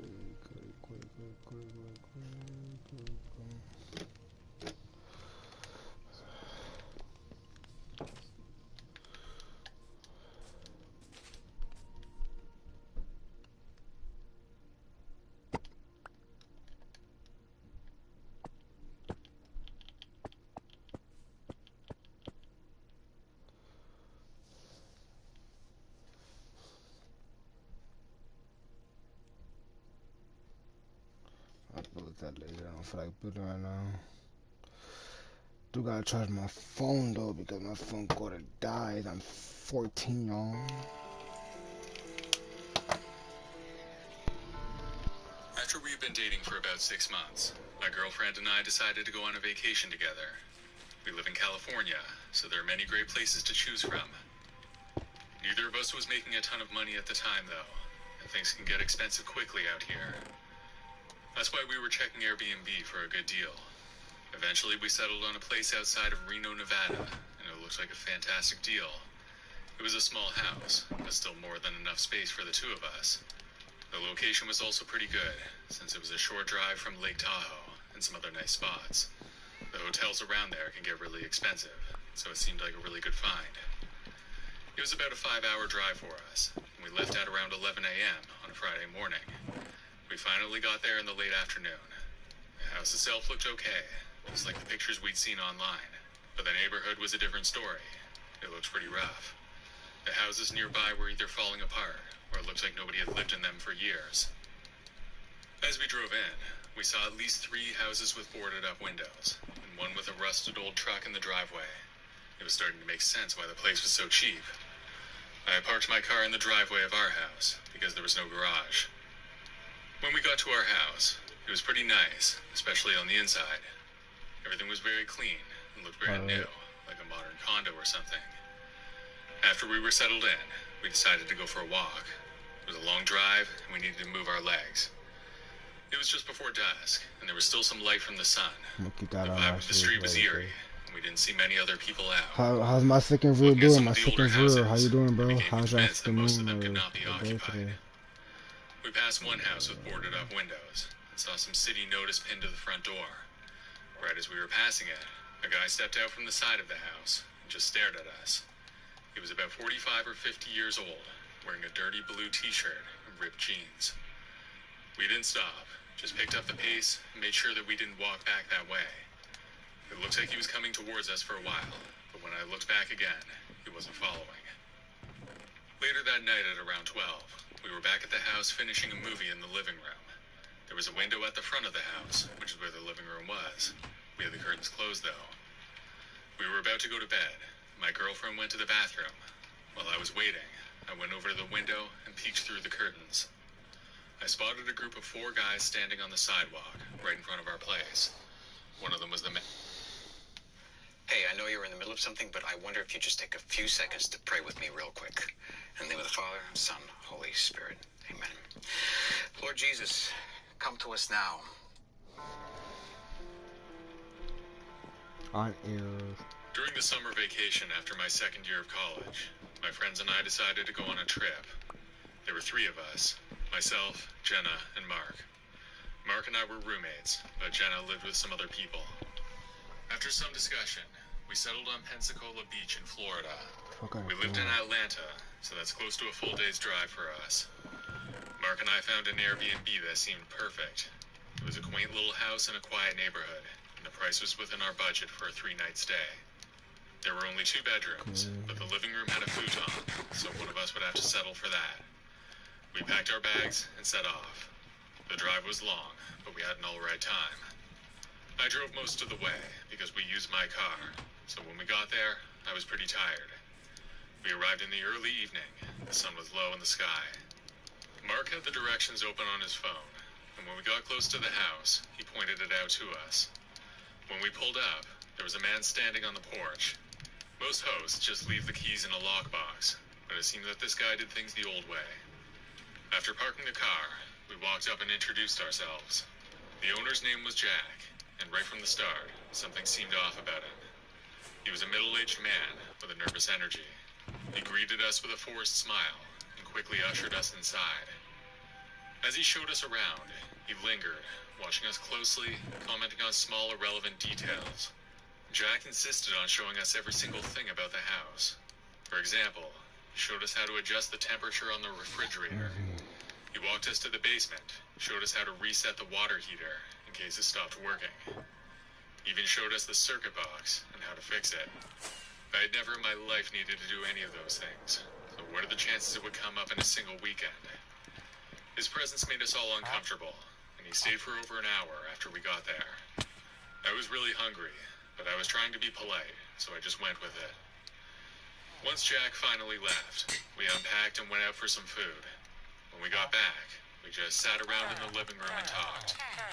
Jenna and Mark called dibs on both rooms first, so I was stuck sleeping in the living room. How my second view doing The house was today? cozy and well furnished. It was small, but comfortable enough for a few days. The next day passed without incident. We explored the town, enjoyed some local foods, and then returned to the house in the evening to relax and hang out. None of us was really into partying, so we mostly went out during the day and spent evenings relaxing. Mark got a little too much sun anyway, so he didn't want to do much. On the second evening, as we were sitting in the living room talking, the power suddenly went out. It was abrupt, and it startled me. We had the TV on in the background, but we were really just talking and hanging out. We scrambled for our phones to check if it was a blackout. However, when I looked out the window, I noticed that the street lights were still on, and the other houses in the neighborhood were lit up. Ours was the only place that was in darkness.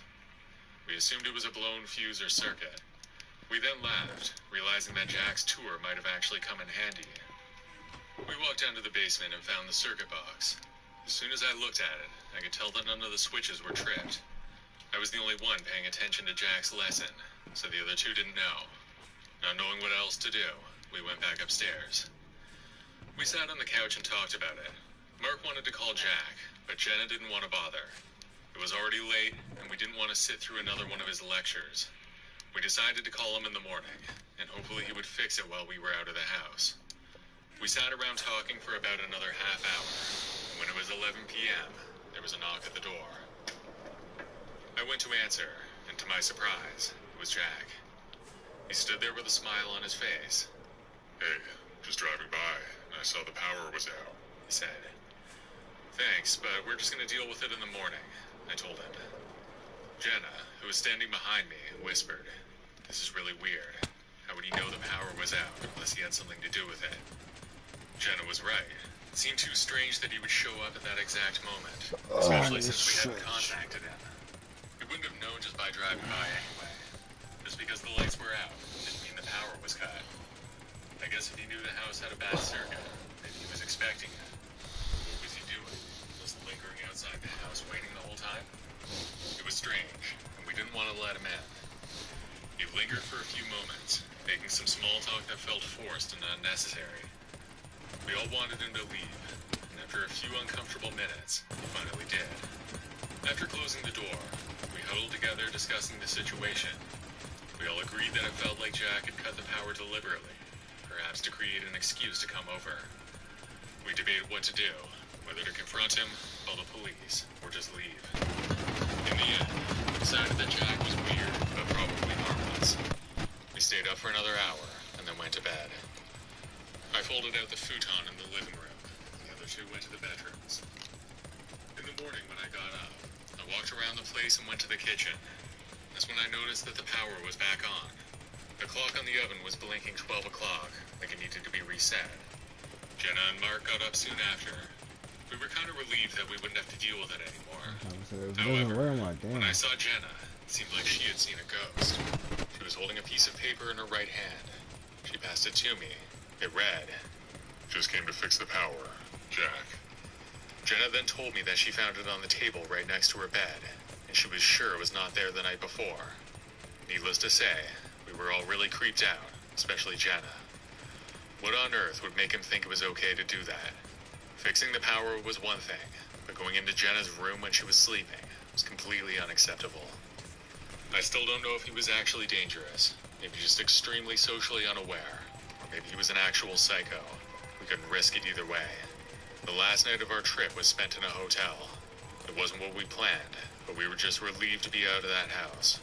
We reported the incident to Airbnb, explaining our concerns about Jack and the strange power outage. They were apologetic and offered us a refund, which we appreciated. With a Planet Fitness Black Card, you don't just get a great workout, you get a great perk out because your membership is packed with...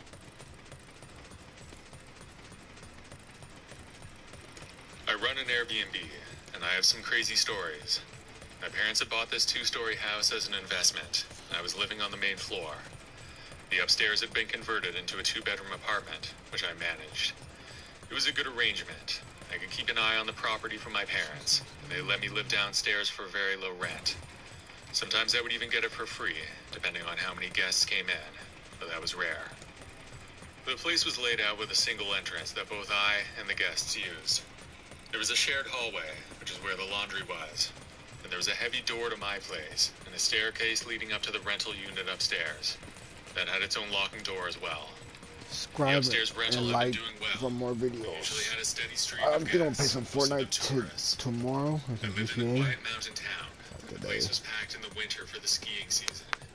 In the summer, it's a good spot too, but it quiets down a bit. I met all kinds of interesting folks, and for the most part, it was a positive experience. A few things happened over the last few years, though, that I would rather not repeat. I've seen pretty much everything.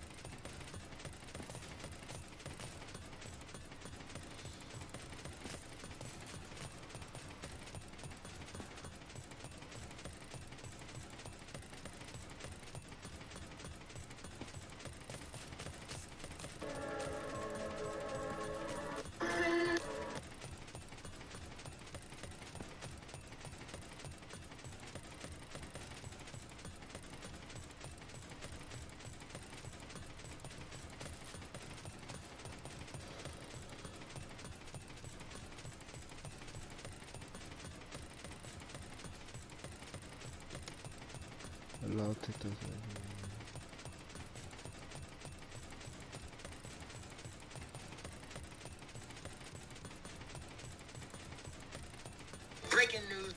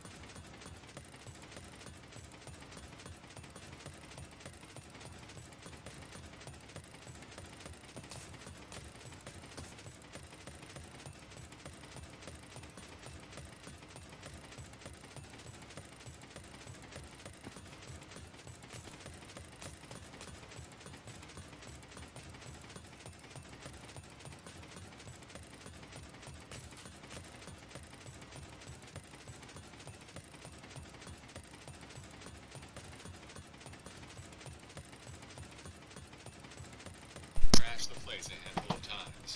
There's been noise My so bad, bad that the y'all. neighbors I have to do something.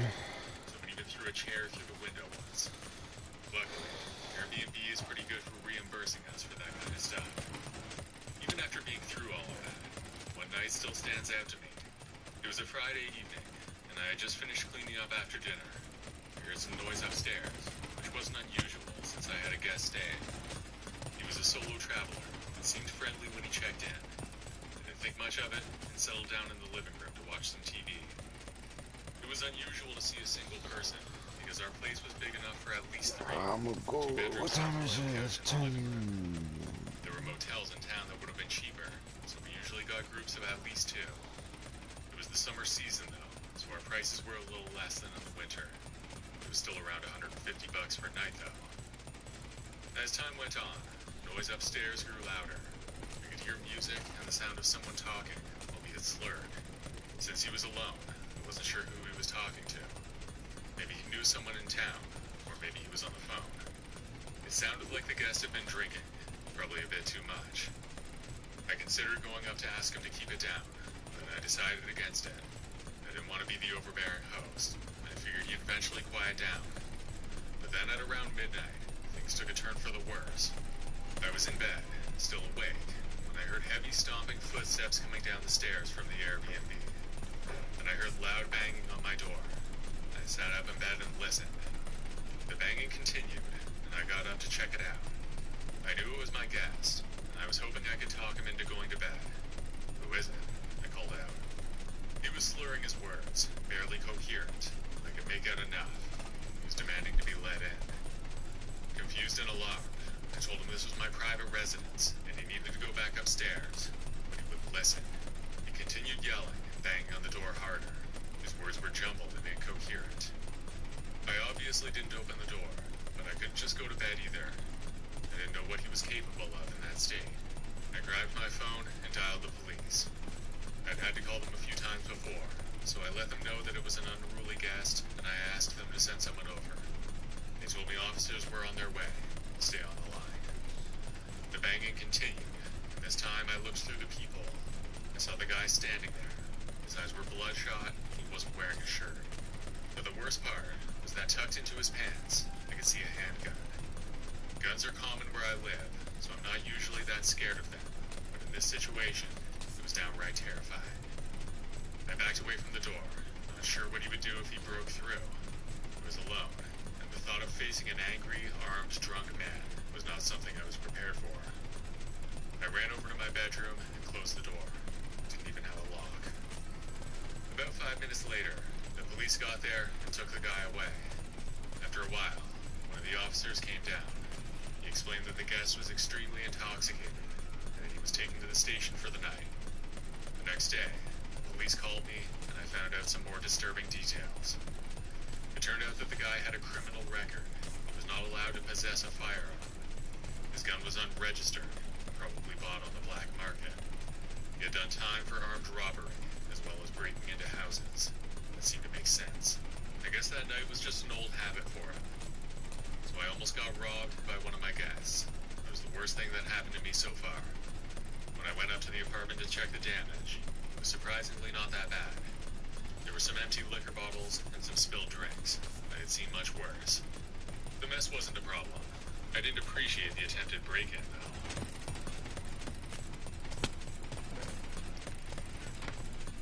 I used to live in a condo downtown in a large city. I didn't own the place. I was renting it, thankfully. My building was occupied mostly by Airbnb rentals, which meant a constant flow of different people coming and going. Weekends were particularly noisy. The halls and common areas were packed with people on vacation from other places. Therefore, there was a lot more partying in that building than anywhere else I had ever lived. I was working a 9-to-5 job at the time, so I was usually in bed by 11 or midnight at the latest. It was not uncommon for me to be woken up or kept up by screaming or other noise. I learned to live with it. It wasn't ideal, but moving is a hassle, and I got a pretty good deal on my place. This happened several years ago. It was a Wednesday night in the summer. I had a busy day at work. I worked in an office near my condo, and by the time I got back in the evening, I was looking forward to a quiet night in. I made myself some dinner, watched a bit of TV, and then settled down on the couch with a book. It was around 11 p.m. when the noise started. At first, it was just raised voices in the hallway. That wasn't unusual, so I tried to ignore it and focus on my book. But the voices grew louder. There must have been at least 4 people shouting at each other. It sounded like a fight was breaking out.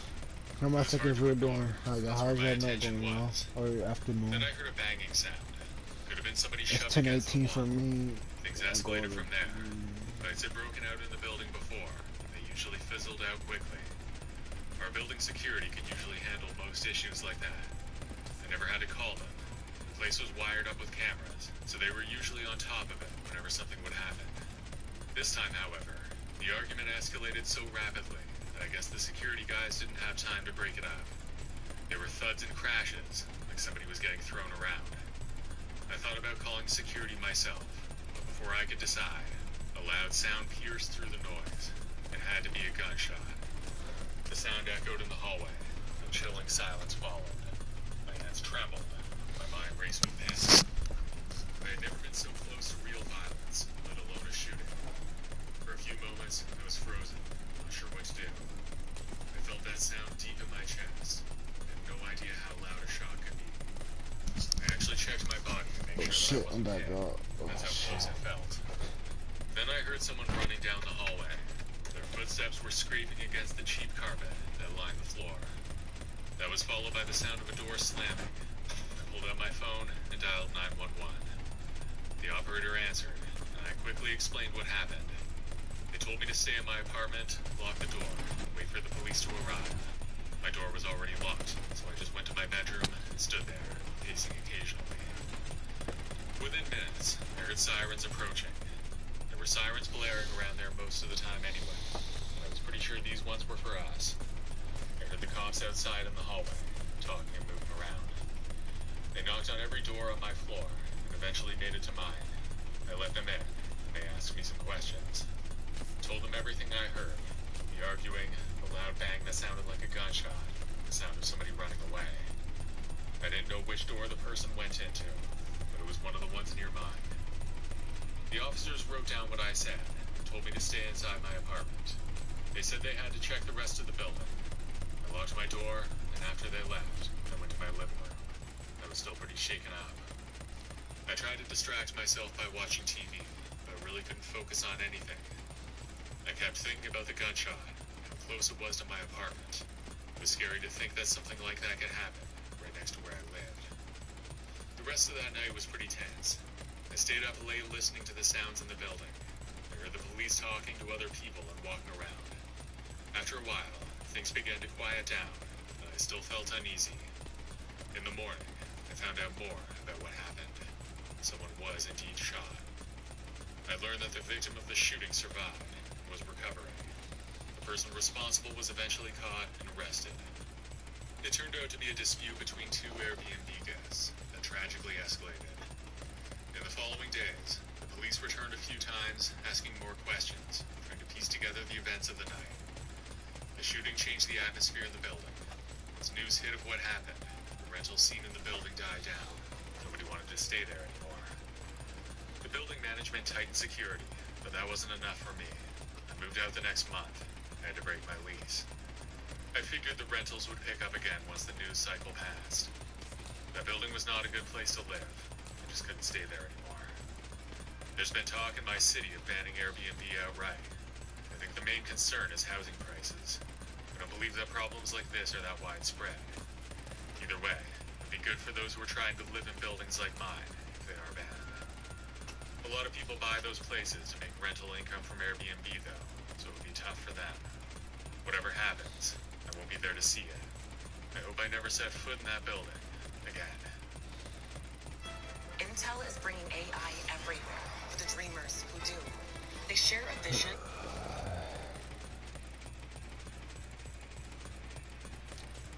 My name's Dennis, and this happened to me 5 years ago. My best friend is Jesse. We've known each other since we were really young. We were in our late 20s when this took place. Jesse and I were both city guys, and neither of us had any real experience with the outdoors. We both wanted to change that though, so for vacation one year, we rented a cabin on Airbnb. We It wasn't that rugged or anything. The place had power, indoor plumbing, and even Wi-Fi. Not the best Wi-Fi, but still. It was, however, quite isolated from any neighbors. The nearest neighbor was at least a few miles. We had both taken a week off work, but we only had the cabin for 4 nights. The drive there was long, about 5 hours from our city. When the cabin finally came into view, it was just as good as we had hoped. It was not exactly what you would expect from a cabin. The outside had vinyl siding, not wooden logs like you would think. We didn't care, though. It was the location that really mattered, and this place was perfect. There was a great view from the porch, and the living room window overlooked a small lake off in the distance. I parked my car, and we both got out. Our host had given us a key code for the door, so I pulled it out on my phone and made my way up the path. When we got to the front door, I noticed something. The electronic lock on the cabin's front door was kind of broken. It still worked, but it was really loose on the door. I put in the code, and it opened, but I'm pretty sure that I could have just jiggled it out of place if I wanted to. It didn't seem very secure, but when you got in, there was another lock on the inside. We figured that was fine, so we put it aside and settled in. The interior was basic. It was a single bedroom as well as a loft up top. Jesse took the bedroom, and I took the loft, because Jesse's afraid of heights. We settled in for the night, and got up early in the morning. We headed out on one of the trails. It was pretty short, and we finished it by noon. After lunch, Jesse looked up another trail that was a short drive away, so we got into the car and went there. It was a larger, more established route, and it took us the better part of a day. By the time we were finished, it was almost dark. On the way back, we stopped off at a restaurant to have dinner, since we were both too hungry to make something back at the cabin. When we got back, it was around 10 p.m., and it was completely dark. On the road in, I thought I saw a person dart across in front of the car. It was a good 100 feet ahead, and I wasn't sure if it was an animal or a person. We were pretty close to the cabin, though, so if it were a person, then they were definitely trespassing. I didn't even bother mentioning it to Jesse, because I wasn't sure if it was nothing.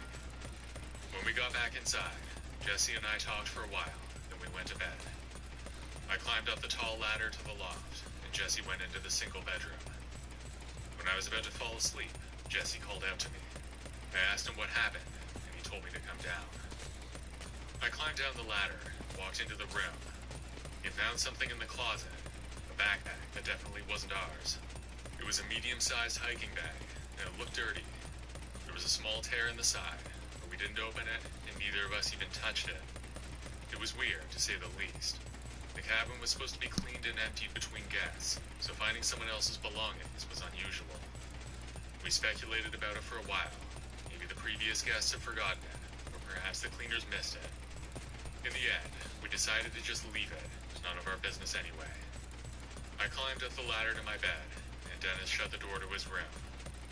I must have fallen asleep, because the next thing I remember is being jolted awake by a scream from Jesse's room. I leapt out of bed, slid down the ladder, and rushed to his room, not sure what to expect. I barged in through the door and turned on the light. Jesse was standing next to his bed, and I saw a man jumping out the window. I didn't get a good look at him. All I saw was his back and maybe one of his legs. He was almost out by the time I got there. Jesse was just standing there shaking, his face pale with shock. He told me he had woken up to the man standing over him in his bed, and that he was looking through his things. When Jesse screamed, the man bolted.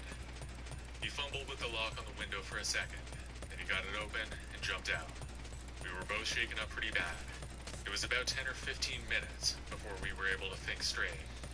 By then, some of the clues started to make sense. We figured that the man was staying at the cabin without anyone knowing. Then Jesse walked over to the closet and opened the door. The strange backpack was gone. We were pretty sure it belonged to the guy who had broken in. Either that, or the guy stole it. Like I said before, though, it was dirty and there was a rip in the side, so we thought it must have been his. We stayed up for the rest of the night, lights on, talking about what to do. We checked all the windows and doors to make sure they were secure, but we still felt scared. It was 2:30 by then, but neither of us was even a little bit tired. As soon as the sun rose, we packed our things. We had planned to stay longer, but neither of us wanted to spend another minute in that place. We locked the door as best we could and drove away. On the way back, Jesse called the host. We explained everything. The broken lock, the backpack, and the man in the night. The host seemed very shocked. They promised to head over and fix the lock immediately. They also gave us a full refund for the entire stay. I would have been happy enough with a refund just for the nights we didn't use.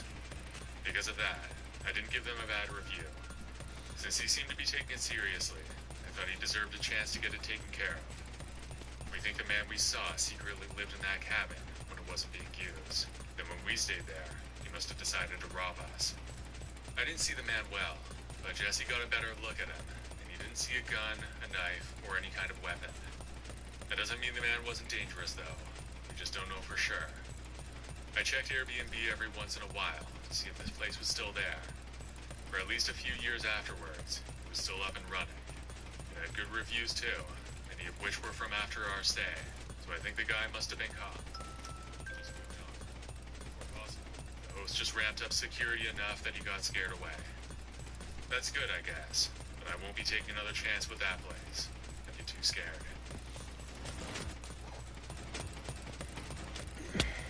The house behind me is known as the farmhouse, where the first commercial sausage was produced. It is about authenticity and honest-to-goodness products that people can rely on.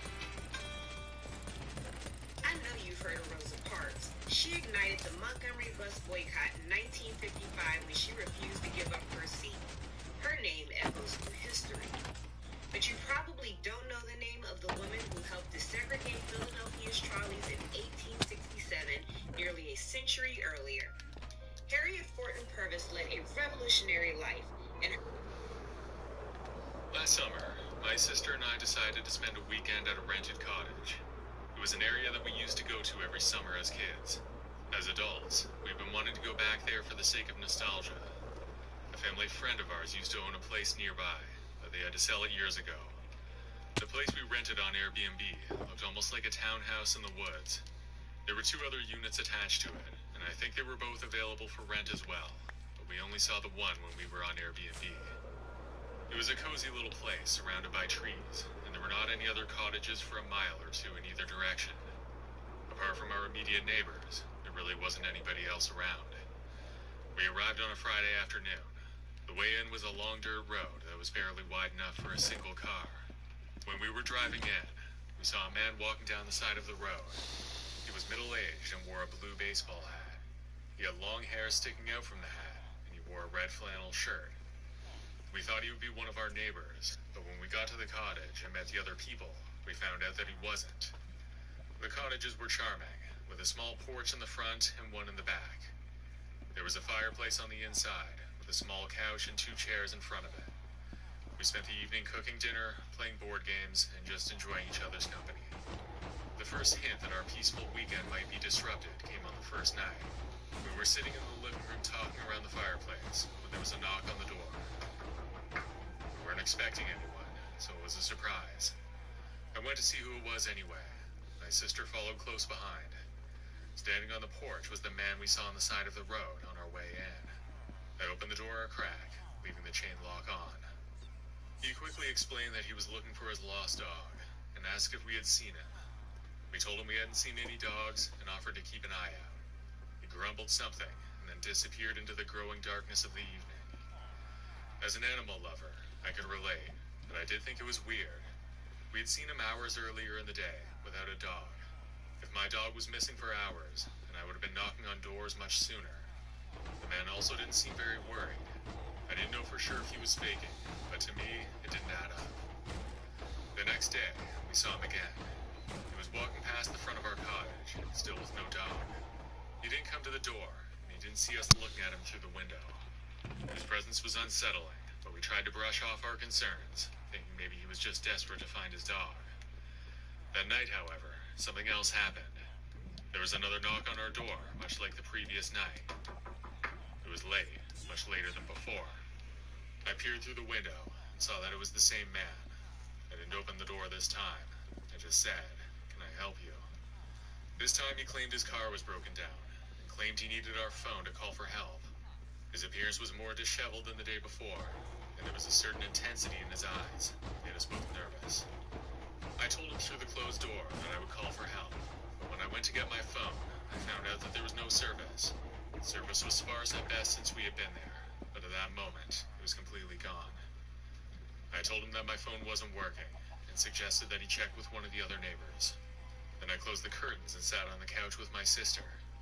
We whispered to each other about the guy while we sat there. We could see through the curtains that the man was still on the porch. He started pacing around, occasionally stopping to knock on the door or window. He was asking us to open up. Not in an aggressive way, but more in a playful but really creepy way. Reminded me of some kind of clown from a horror movie. It's like he was toying with us. My sister and I stayed up for the entire night, keeping watch. We moved furniture in front of the door, we talked in whispers, and we jumped at every sound. The man stayed on our porch for hours, pacing back and forth. Eventually, he sat down on the steps, as if he were waiting for us to change our mind. We watched it all through a crack in the curtains. By the time the first light of dawn came, we were exhausted and determined to leave. We packed our things quietly and moved swiftly. The man was still outside, now asleep on the porch. We managed to slip past him, get into our car, and drive away without waking him up. As we left the cottage behind, the relief was palpable. We didn't stop until we reached the nearest town. There we called the police and reported what happened. We also called our Airbnb host. Shockingly, he seemed rather unsurprised. Found out this was not the first time it happened. The host seemed to think the man was harmless, but when we told him that the guy literally slept on the porch, he was shocked. I hope he did something about it.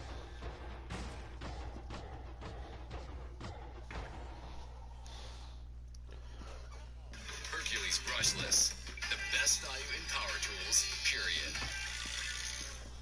Did you know you can get 6 free skincare gifts if you sign up for Curology today? Get personalized skincare treatments tailored to you by a licensed dermatologist.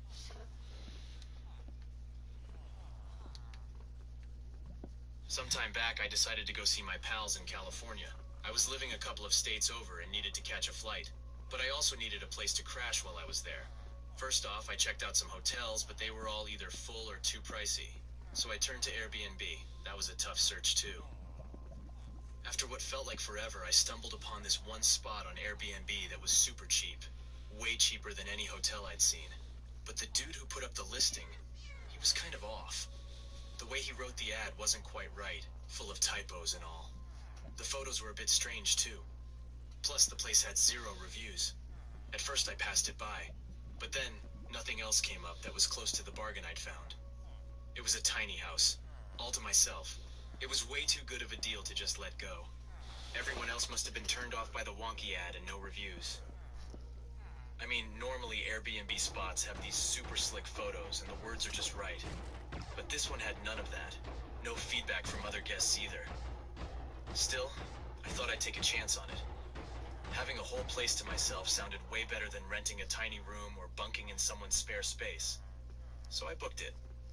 I was a bit worried, sure, but mostly just pumped about hanging out in California with my friends. Finally, my flight's done, and I grab a ride to the Airbnb. It's tucked away at the end of this chill street, with a decent-sized yard. I had instructions to find the key hidden out back. Once I got in, the house was exactly like the pictures, and I felt good about it. It was small, sure, but it was just me, so no big deal. It had a kitchen, living room, 1 bedroom, and a bathroom. No second floor or basement. I didn't stay long, just dropped my bags and went to see my friends. We spent the whole day out, and it was pretty late when I got back, around 10 at night.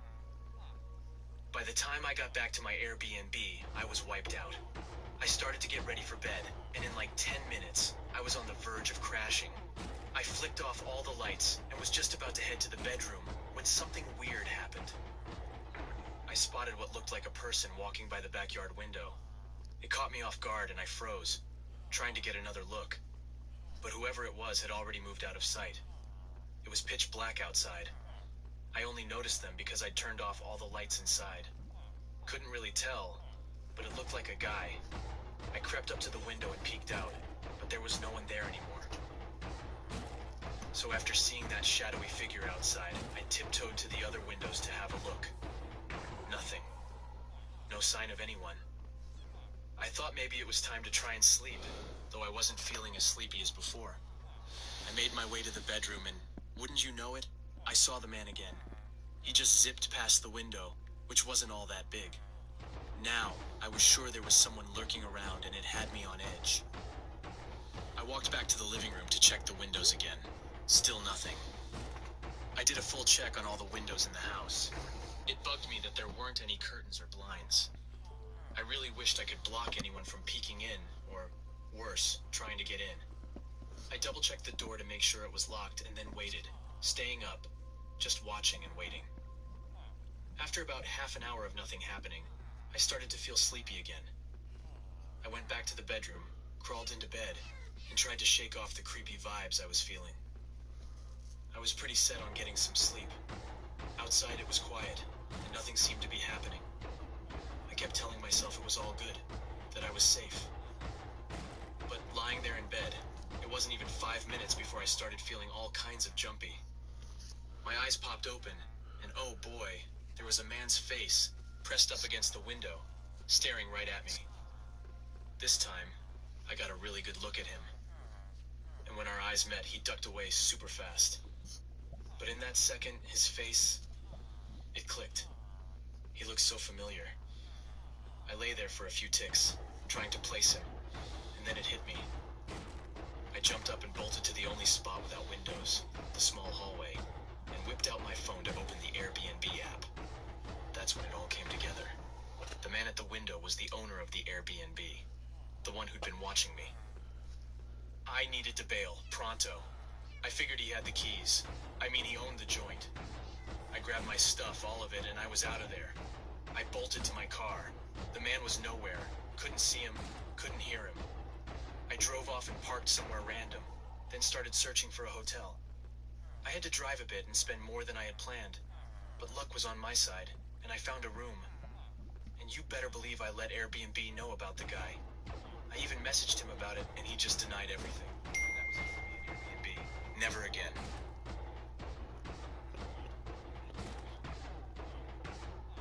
Once I turned my basement into a place where people could stay for a while, like a mini hotel.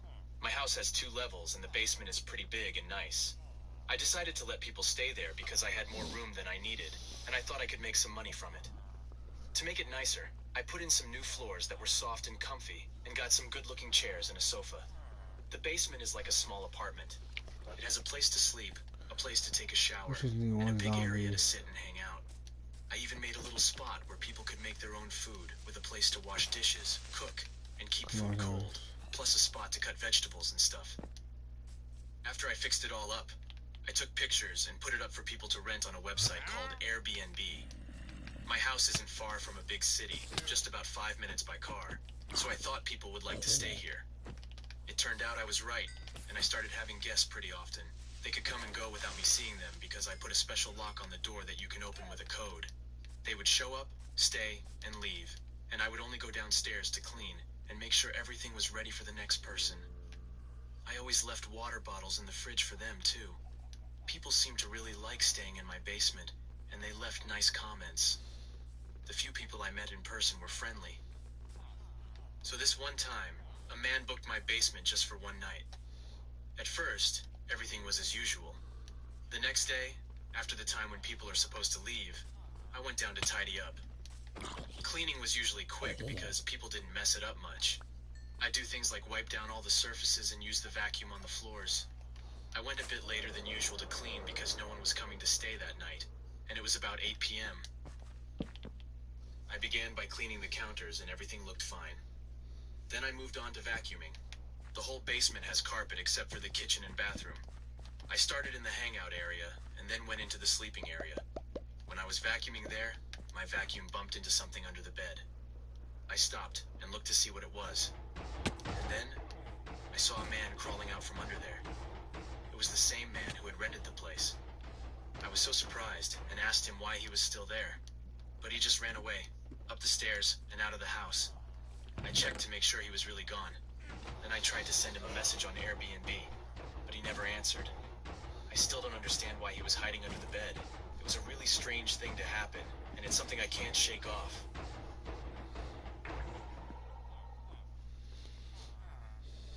So last year, I I decided to rent this place to stay in the middle of the woods.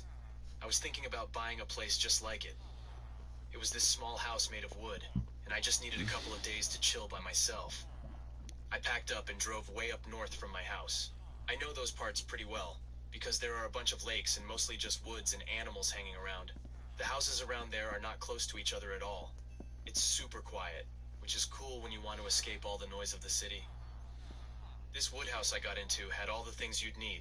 Lights, water, and enough room to move around. It had this spot to sit and relax, a place to cook, a bedroom, and a bathroom. If I were to get a house in the woods, I'd want one just like this. On my first night there, I was making dinner when I heard something. I'm gonna start It was like doing someone was the knocking 100 on by the 100 back hole door. over here. Super weird, right? I stopped everything and went to check. But get this, there was nobody there. I thought I heard a knock, but then I wasn't so sure. It wasn't very loud, and I had been making a bunch of noise with the cooking and all. Maybe it was just some sound from the woods, or an animal knocked into something. I told myself it was probably nothing, and went back to my dinner. Everything was cool for about an hour. But then, I heard it again. This time I was just sitting down, and the back door was pretty close. I looked over, but it was too dark to see anything clearly. So I walked up to the door, and for a split second, I thought I saw someone darting away into the darkness. I couldn't make out much. Was it a guy? A girl? No idea. Someone was definitely there, though. I cracked open the door a bit and heard footsteps running off into the trees, but it was too dark to see. I figured someone was trying to prank me or something, but who would do that? It's not like this place was close to anything or anyone. It really freaked me out. I went around making sure the doors were locked tight. Nothing else weird happened that night, so I eventually went to sleep. But then, I woke up in the middle of the night to someone screaming. They weren't yelling words, just a straight-up scream. It sounded super close, right behind the house. It was so loud that I got up to see what was up. I got to the back door, and the screaming was right there, like less than 10 feet away. I looked out cautiously. At first, I didn't see anyone. But then, all of a sudden, this wild-looking guy comes into view. His eyes were all bugged out as he came up to the door, knocked, and screamed like crazy. I nearly jumped out of my skin, grabbed my phone, and dialed the cops. I locked myself in the bedroom, trying to block out the noise, waiting for help. It took a while for the cops to show up because the house was pretty out there. About 10 minutes later, the screaming dude just stopped and seemed to disappear back into the woods. The cops came 10 minutes after that. By then, the guy was long gone. I just told the cops what went down. They had a look around but didn't find much. I didn't stick around much longer, left the next morning. And that was that. The guy never came back, not while I was there anyway.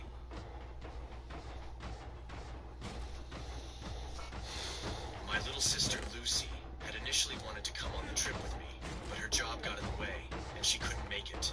So, I made the decision to head out on this adventure by myself. I found a nice little cabin on a popular rental site. It wasn't